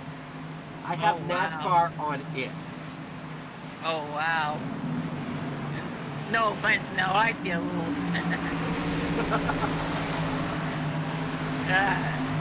Ladies and gentlemen. I love my NES games. As we move on here, the oldest thing I have is a Game Boy, and I just have it. It doesn't work anymore. I got a Game Boy Color, and it still runs. Oh, that's pretty impressive. I just can't see it. I used to have one, but my green flag back out, and we head down to the corner number 1. Bruno sitting in second. Williams takes the lead once again. Someone just hit the wall there as my cameras were transitioning. And on this restart, it looks like a pretty clean restart. And we have a three-wide battle almost. So, nope, he tucked back inside. I could not see that. And we have some cars on the outside trying to make it grip level. And that was close. We almost had a big bird there. I think Shrekenghost is living life on the edge here this evening. Yeah, oh, we have one car way up high, a little car. I cannot see the number. That's Jay Mello. Oh, okay. I haven't heard his name quite tonight, but he's coming up towards the end of the race. So he has to be real careful again, and doesn't have enough. Oh no, he decides to back out, and I think he just hit the wall. And as my camera switch again, we are focusing on the 42, and there is 43. My apologies. And we have a 3-car gap, then a 4-car gap, and then all the ways back about a 9-car freight train, which is a straight line. Take it away. Now we're coming up to 40 laps to go in this. We're approaching lap 166. We are currently on lap 161, but 166 is 40 laps to go. John Williams still out front, Bruno second, and Dre Dare in third, Taylor fourth, Odding fifth, Schrecken Ghost, who's living life on the edge here this evening, is in sixth.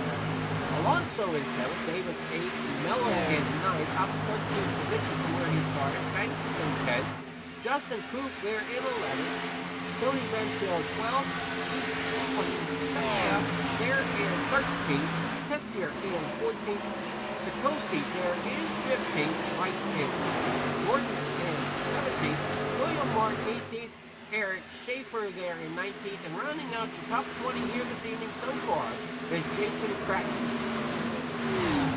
And yes, as we are here at Texas Motor Speedway going into the turn number 1, they are single file. I am not sure where these cars are on my screen currently, but they are pretty well spread out, and everyone's just waiting for if there's going to be one more pit stop. If there's one more pit stop, it'll be under caution for a reason such as debris or an incident, which is more likely for an incident. Too much faith in these drivers, do you? That was close. That was almost contact there. There is more incident. I'm sorry, I got my words stumbled here. There is more reason for an incident here in iRacing than there is for debris, just like in real racing. So you want to be careful of that mindful situation, as I call it. And as we see a battle here between these two cars, oh, the inside car almost got a little bit loose there. That was loose. Wrecking Ghost and Alonso battling side by side. Going into turn number 1 and 2 right now, onto the backstretch they come. Pardon the pun here, but Wrecking Ghost doesn't want to settle down tonight. He's really going to have to be careful on his last name, Wrecking Ghost. He doesn't want to be a Trekking Ghost or a ghost of any kind with some movies making it here. I was thinking of the old Bill Cosby movie Ghost Dad with his last name of Trekking Ghost. So I'm just having a little. Yes, I'm just having a little fun with you here, Mr. Trekking Ghost. But you are having a good night today, sir.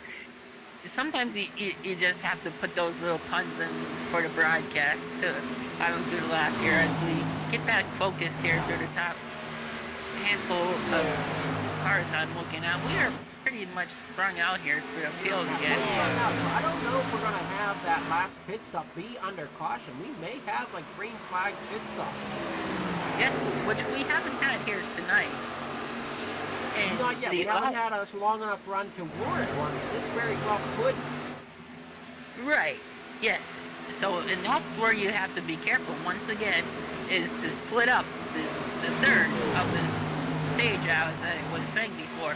If you took fuel before, how much do you need later? Did you take tires at the beginning of the stage? When do you want to take them at the end of the stage? And so on, and where you are in the points. So, it really depends. Oh, it looks like one car got a little bit tight there. It looks like 45? I can't see. Yeah, we got the 70 of Shea Mello running up there in that 10th position right now. He does look to be pushing a little hard coming into the corner. Yes. I have not zoomed in on my numbers, so that's why I'm having a little bit of trouble tonight announcing the numbers here, so my apologies to everyone. So maybe the next broadcast I'll have it worked out for next time, as they are going 2 by 2 back here. And don't take it away, my cameras are going nuts. Yeah, that's one thing you'll learn is when the camera jump, you'll learn how to slow it all. And like you said at the beginning of the broadcast, you're new to this, still learning. But we're looking at the number 43 of Otting here in fifth. He's having a phenomenal run here so far this evening. Unfortunately, though, he is down 1 spot from where he started. Same with Johnny Taylor. As we're coming up to lap traffic, I believe it's Williams and Bruno, but I'm not exactly sure unless he's just getting that close up here at the front. Yeah, in that last angle I just saw, I don't know if you recognized it, but I saw a whole bunch of trail smoke coming from one of the cars. It was probably that 05 car that was all bundled up before from the hood. Maybe he got in another contact before, or there was an incident that one of my cameras did not pick up. But there was definitely some smoke. Did you see that? No, I didn't see any smoke. I am seeing, though, some driver getting a little tight, some other driver getting a little loose. So I'm thinking that we're going to be looking at some pit stops here within the next, we'll say 15 laps. As the last time some of these drivers on pit road was lap 154, lap 155. Some of them even before that, Ron Jordan, he's still on track, and he pitted back at lap 139. So I don't know what his strategy is. No, sometimes you don't want to stay out too early, or you don't want to pit too late, because if you pit too late, then it goes back to that caution, as I talked about before. If there is a caution for incident, as we see the number 60 here of Mr. Don Jordan from Andrews, South Carolina. If there is a caution late in the race and you pit and you stay out, you could gain all that track position and become the leader. And the ones who just pitted thinking they were going to be the leader, they were going to be sent to the back of the field. So you really have to think of, is it worth of what I have for at this moment taking away? Yeah, for somebody like Don Jordan, I'm wondering if he's going to have to come in and get some fuel here soon. I don't know if he wants to take the time for tires, but definitely take some fuel. He might need to do a splash and go here towards the end. Yes, and for the new viewers, splash and go basically means you come in pit stops real fast, no tires, no adjustments, just a splash of fuel, probably less than 3 seconds of fuel, and just go and be able to, what we call in iRacing or racing of any kind, is leapfrog the other competitors on the track. Take it away. We're looking here at Bruno and that. We got some drivers up in the wall. I don't know if that was Bruno or the number 98 of Bud Grade. One of the two of them run into that outside wall coming off of turn number 2. Oh yes, I had to take a drink here for a second, and I looked up and I see a white car. I believe it was the 98 car, and I did see a bunch of smoke. So that looked like a pretty good hit. That was maybe more of a ×8. I wouldn't be surprised. And it's not usually ×8 that I've seen. There's usually ×2 or ×4. Oh, okay. Then the highest overall I've got in my iRacing career is ×21. So I don't know what they were said on, but that one could be pretty significant contact. I would have to be real cautious on my right side tires. Make sure I'm not battling anyone unnecessarily too hard at the end of this race here. Well, most definitely. And we'll see them coming around now. It looks like we might be under caution. Or are they slowing down, or are they battling that hard? It looks like they're battling. They are battling. It looks like they were confused, actually, because for a second you are correct. The lights were on, but they went up. So I don't know what was going on. I was confused, but that looks like everything's okay. We are back under green, or still under green here. Yeah, we're still under green. I wasn't sure what that was. It almost like they slowed up a bit. Yeah, the whole. We're coming down the backstretch, single foul. Yeah, so that maybe that was out front, and Trey there in second. Williams is falling back to third. Yeah, and there's about a 10 lap lengths between third and fourth here. Yeah, I think I didn't sit before. Looks like we went back to the number 43 and the number 3 here. As the number 3 is trying to take a look on the outside, he checks out. He says, nope, I'm not going to make that. And he's coming up to the inside, and he says, nope. And my cameras have switched it again. Take it away. Now, we're bouncing between some battle here. Up as we get down towards the end of this one. As we should be coming to 25 to go here soon. A couple more laps and we'll be down to 25 to go. And then it's going to be interesting. We'll see if drivers can make it or if they're coming in for splash and go. And I would honestly think that John Jordan should have to come in for some fuel. I don't know if he has enough to make it the whole way. Yeah, you don't know if you want to take that risk or not. I know I keep saying that, but it all depends on what you want to do or what your crew chief wants to do. It all depends on the driver. Yes, you are a team, but sometimes the driver of their experience says, I know what I'm doing, I'll keep it up to me. Or a rookie will say, okay, I have a crew chief for this reason. I'll have my crew chief have me call in and say, okay, it's time to pit. Or when in between years, from going up to a rookie to maybe being in the series for quite some time, you can make that call in between. It's all about your confidence level of what I was saying before. Yeah, and really, even drivers that have been in the sport for a while, you got veterans of the sport, they don't always like to make their own calls either. They just want to say, let me drive the car, I'll tell you what the car is doing, and you can help me make it better to drive, for me to drive better. But they don't like making the strategy calls.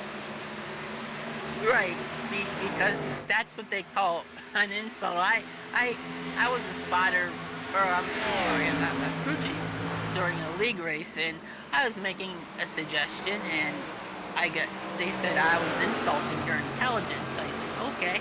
So I just let them call it the rest of the race. Go on. I know for me, I've done it both ways, where I've had a spotter, a spotter / crew chief, and he let me drive the car, and he told me when I should pit and slow out. We were doing really well until we ended up getting a bad bump draft and ended up in the outside wall. Oh yeah, there's always that saying, and people say, oh, it's a cliche in racing. It's not, it's in everyday life. Risk comes with reward. And here in racing, the reward is the championship and also the trophies. But also the reward is, even though these are AI drivers, if this was NASCAR in real life, the reward would be coming home to their family safer. So that's everything you gotta take in perspective. Oh, most definitely. As we see, John Williams has been strong all night, is starting to fall back here through the grid. Oh yes, he's been having a lot of issues. I'm wondering if he's going to try to push the fuel issue. I think he's gotten a little bit tight, so I wonder if that's because he don't look tight to me. He looks like he's trying to save fuel. Oh, it could be. Yeah, maybe that's why he's in the draft here. Take it away. Yeah, that or he's almost out of fuel. We'll have to see as he comes around the pit road.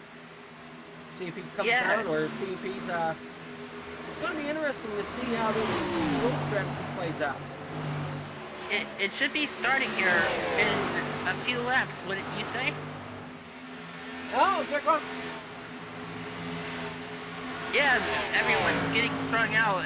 In racing here, we go on our mics and say, I'm coming in for a lap or so. It's not required, but it's common courtesy.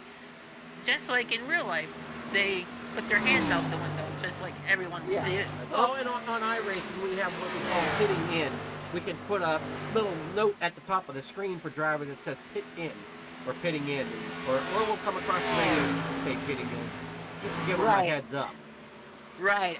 I don't know how to type on that screen myself, so... Well, for me personally, Personally, I don't type on my screen. I got this little box that sits beside my wheel that is called an admin box.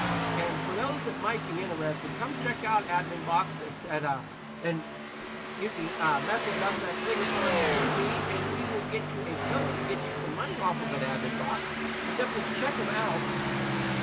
As being a driver, it definitely helps because I just have to hit one button. I just reach up off of my wheel just a little bit, right to my box, and I can say pitting in, pitting out. I'm passing left, passing right, change some tires, do the fuel, change what I want for tires, change what I want for fuel, different things of that nature. And if I'm doing race control, it's got all of my race control features that I would need. Adding a lap to the caution, taking a lap away from the caution, clearing black flags, clear all black flags, DOL in the driver. I don't have to go through the list on iRacing through the iRacing platform. I can just hit it here on the side of my wheel in that little admin box. Oh, that's pretty awesome. I always have a weird ritual, say that 100 times, for iRacing races. When I go, I say to everyone, when you're in the command starting down, I'll say, I'm not going to go over the radio saying I'm pitting in this lap. What I'll do is, for myself, when I'm pitting in a prior lap, I'll hit my button, key up, say my name, and then the next time I'll go around. So everyone can focus on my car and my name to know where I'm at, but I won't say I'm pitting in this time. So that's how I've done it for the past 3 years, and it seems to work. Every driver seems to get it, but it's just a lot to say each time. I'm going to do this, so you use different strategies. Well, every driver is different. Every driver handles cars differently. I mean, because some drivers like a little bit tighter car, and others like a little bit looser car. I know, for me, I haven't found that balance yet on asphalt, because I'm normally dirt track racing. So I'm used to a very loose race car. Well, yes, there is tremendous amount of difference between dirt track and asphalt. Here in asphalt, we call what's called the tires are on top of the racetrack. Obviously, they're on top, but meaning you can feel more grip, you can feel the handling of the car. Where in dirt racing, the car is more sunk in, obviously, because the dirt is softer. So, but in real life, I cannot drive, so I have cars where asphalt and cars where dirt, but I do try all sorts of driving, and I bought dirt tracks thinking I could do them, but I cannot get them at all. So, I mean, at least I try, so that's the main point in life. As long as you try something once, you'll be all set for life. I really enjoy the dirt track side. On asphalt, I hear drivers saying, "Oh, my car's too loose, my car's too loose." And I'm coming across the road, mine's too tight. And they're coming across, "How do you mean it's too tight?" I said, "I'm coming from dirt track. It's too light. It's too tight. You guys, it needs loosened up." And they're like, "Get driving." It's all about experience, and not only experience. Well, we have a caution here with 12 laps to go. Yeah. Oh, see, this is what I was talking about earlier in the race, when there's going to be a late race caution, and here it is. With about, when we get restarted here, maybe 8 to go, I would think, wouldn't you? That's what I would think. We're going to get restarted with about 8 to go. And if there's another caution, I am almost positive this one is because everyone will be on the restart going hard and spinning the tires like I mentioned before. Help me out again. Is this the warm tires or cold tires where I messed up before? On the restart here. Well, it's going to be what you're trying to say is the drivers have a whenever they're coming off the restart, you got a warmer tire. You got a hotter tire because you've been on them so long. So there's our caution. Eric Schaefer is... Oh, there it is. Or not Eric Schaefer. Yeah, that is... no, that's... the 88 of Shrek and Ghost, I want to say. Oh no, he was having a good run.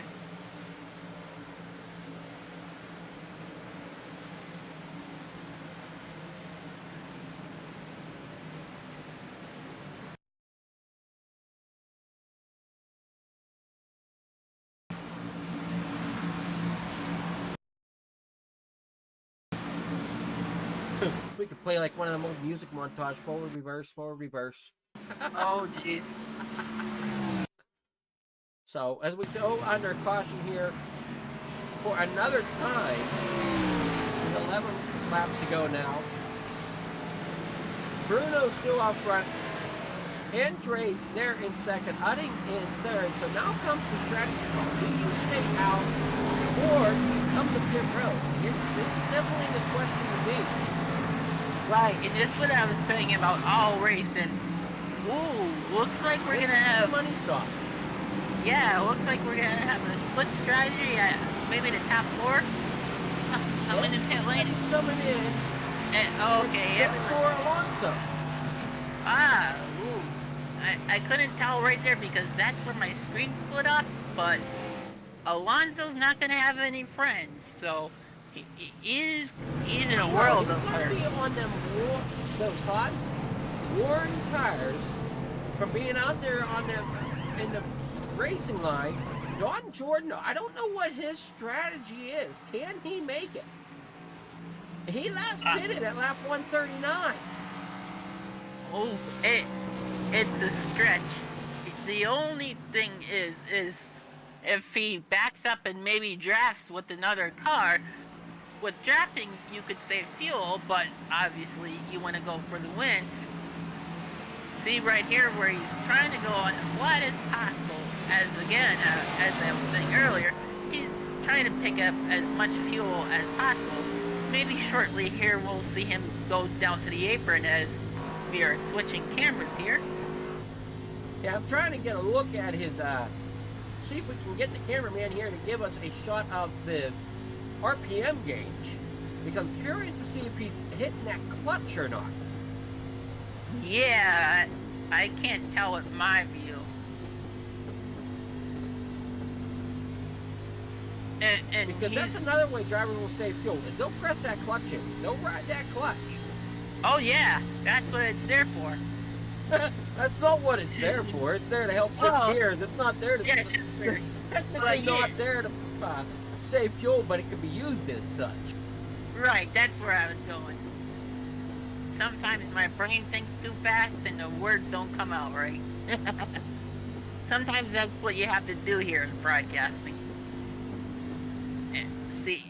And he's swerving a little bit more once again, maybe to pick up fuel, but again, it's hard to tell what that camera he's angle. On 90 lap tires. I don't know. Well, maybe not 90. He's on about 60 or 74, maybe. He's about on 60 lap tires. I don't know what. I don't know what he's going to do against these drivers that have these sticker tires. It's going to be interesting as the lights are still on the pace track. I couldn't see there for a second. Yeah, the lights are still on. They're still single file at the moment. Does Barney give us any indicator how much we have to laps to go under his caution here? Well, you'll know when it's one lap to green, whatever the drivers will double up. Right.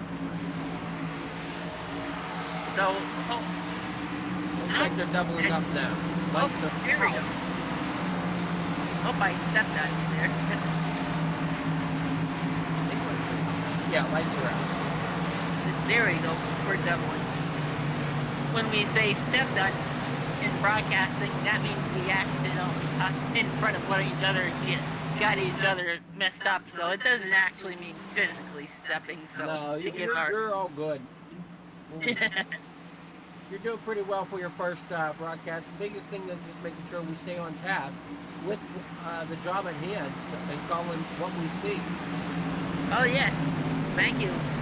This has been a lifelong dream. I am 38.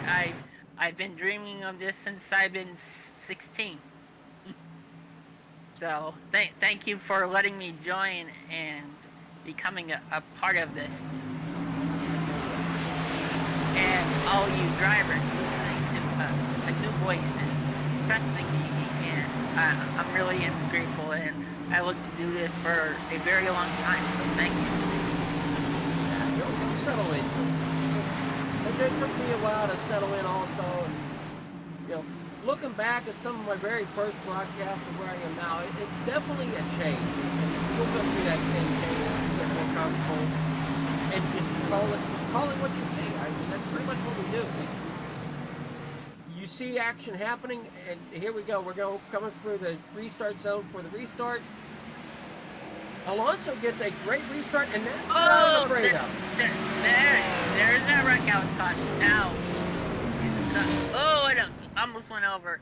I can't tell what's going on. My screen froze. Is the caution out? Or is that... Did that bring the caution out?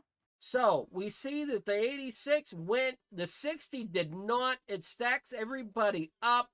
60 gets turned into the field, and just problems arise. This is what I was afraid of with them old, worn tires on that 60 car. You have them fresh stickered drivers behind him, and he spun them tires at the restart because there's not that grip in them because they're that hot.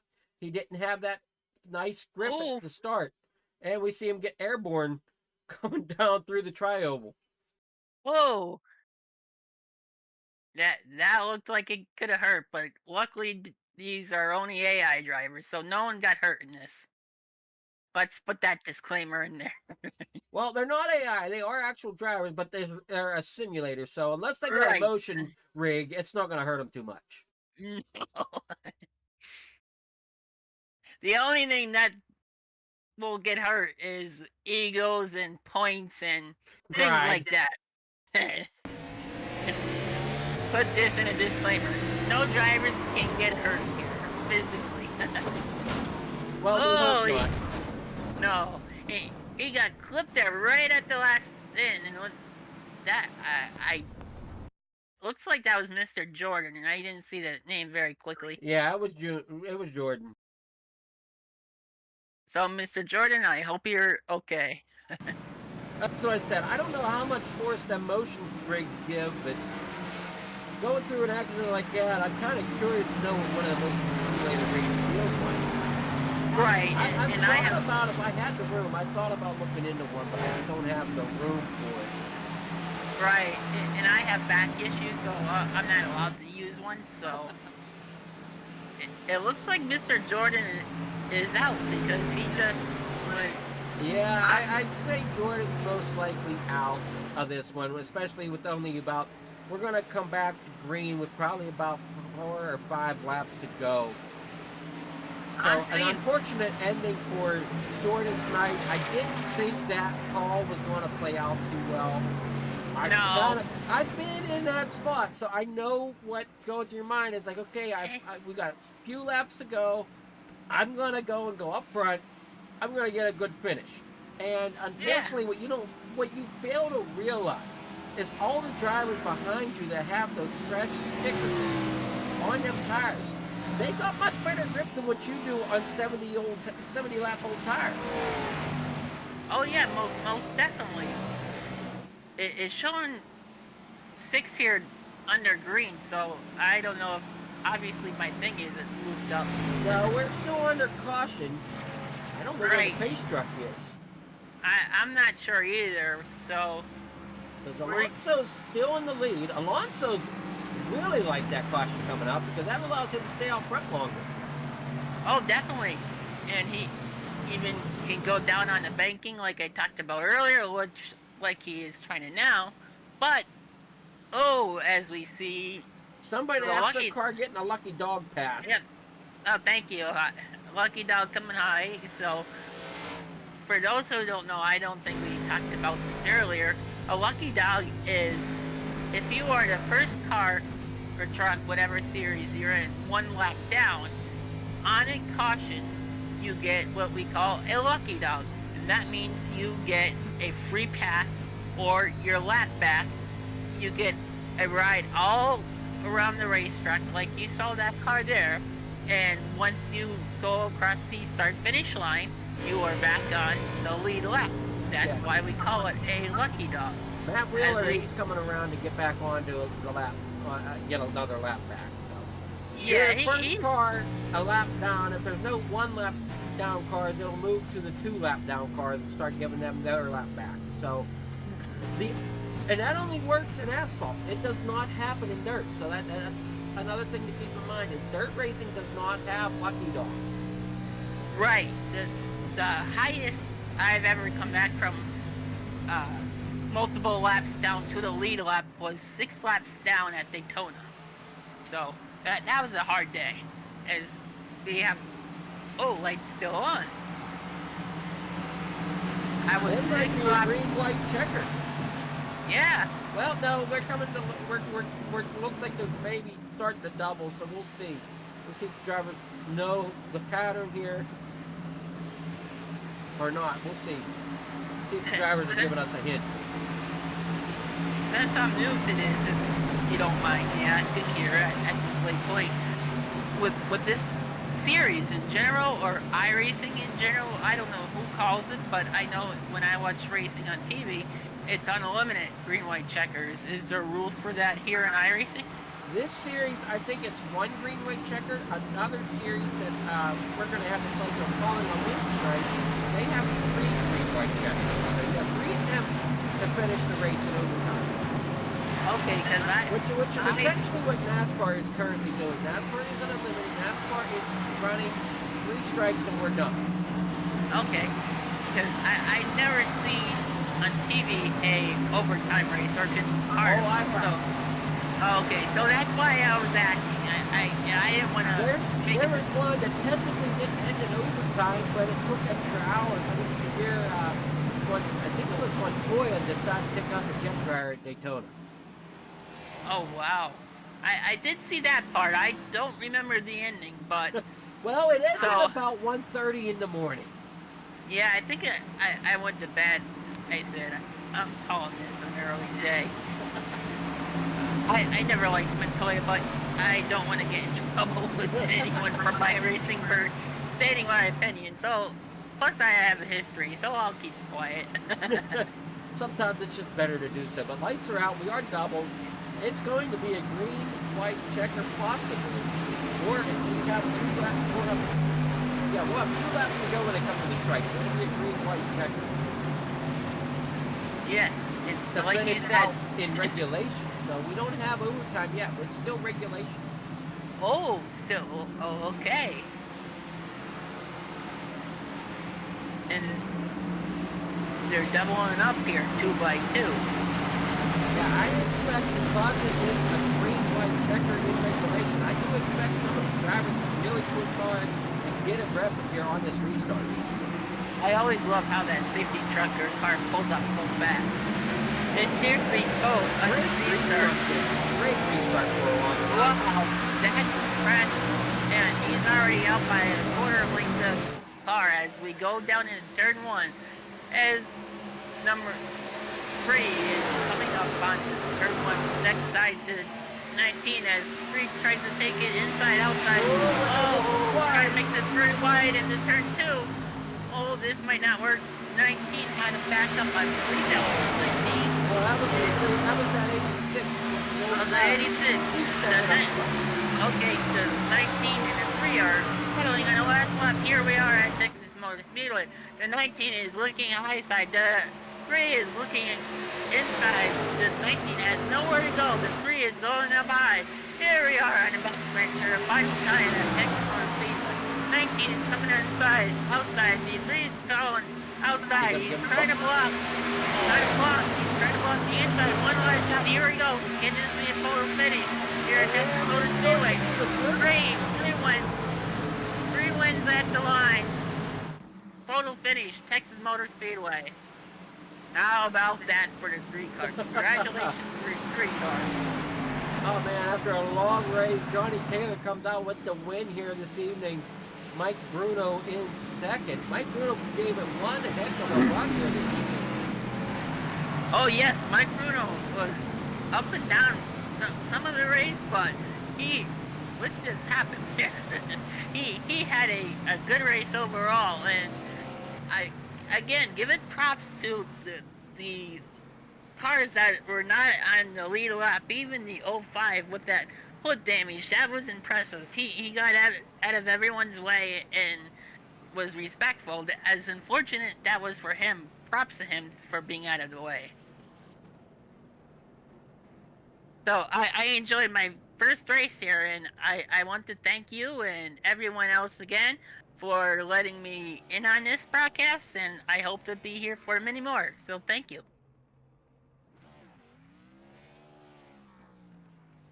Well, we'll definitely be bringing you back in, as I was just updating a logo there for the stream for the National Sim Racing, or NSR. Here is our final race results. We have Johnny Taylor in first, your race winner here this evening.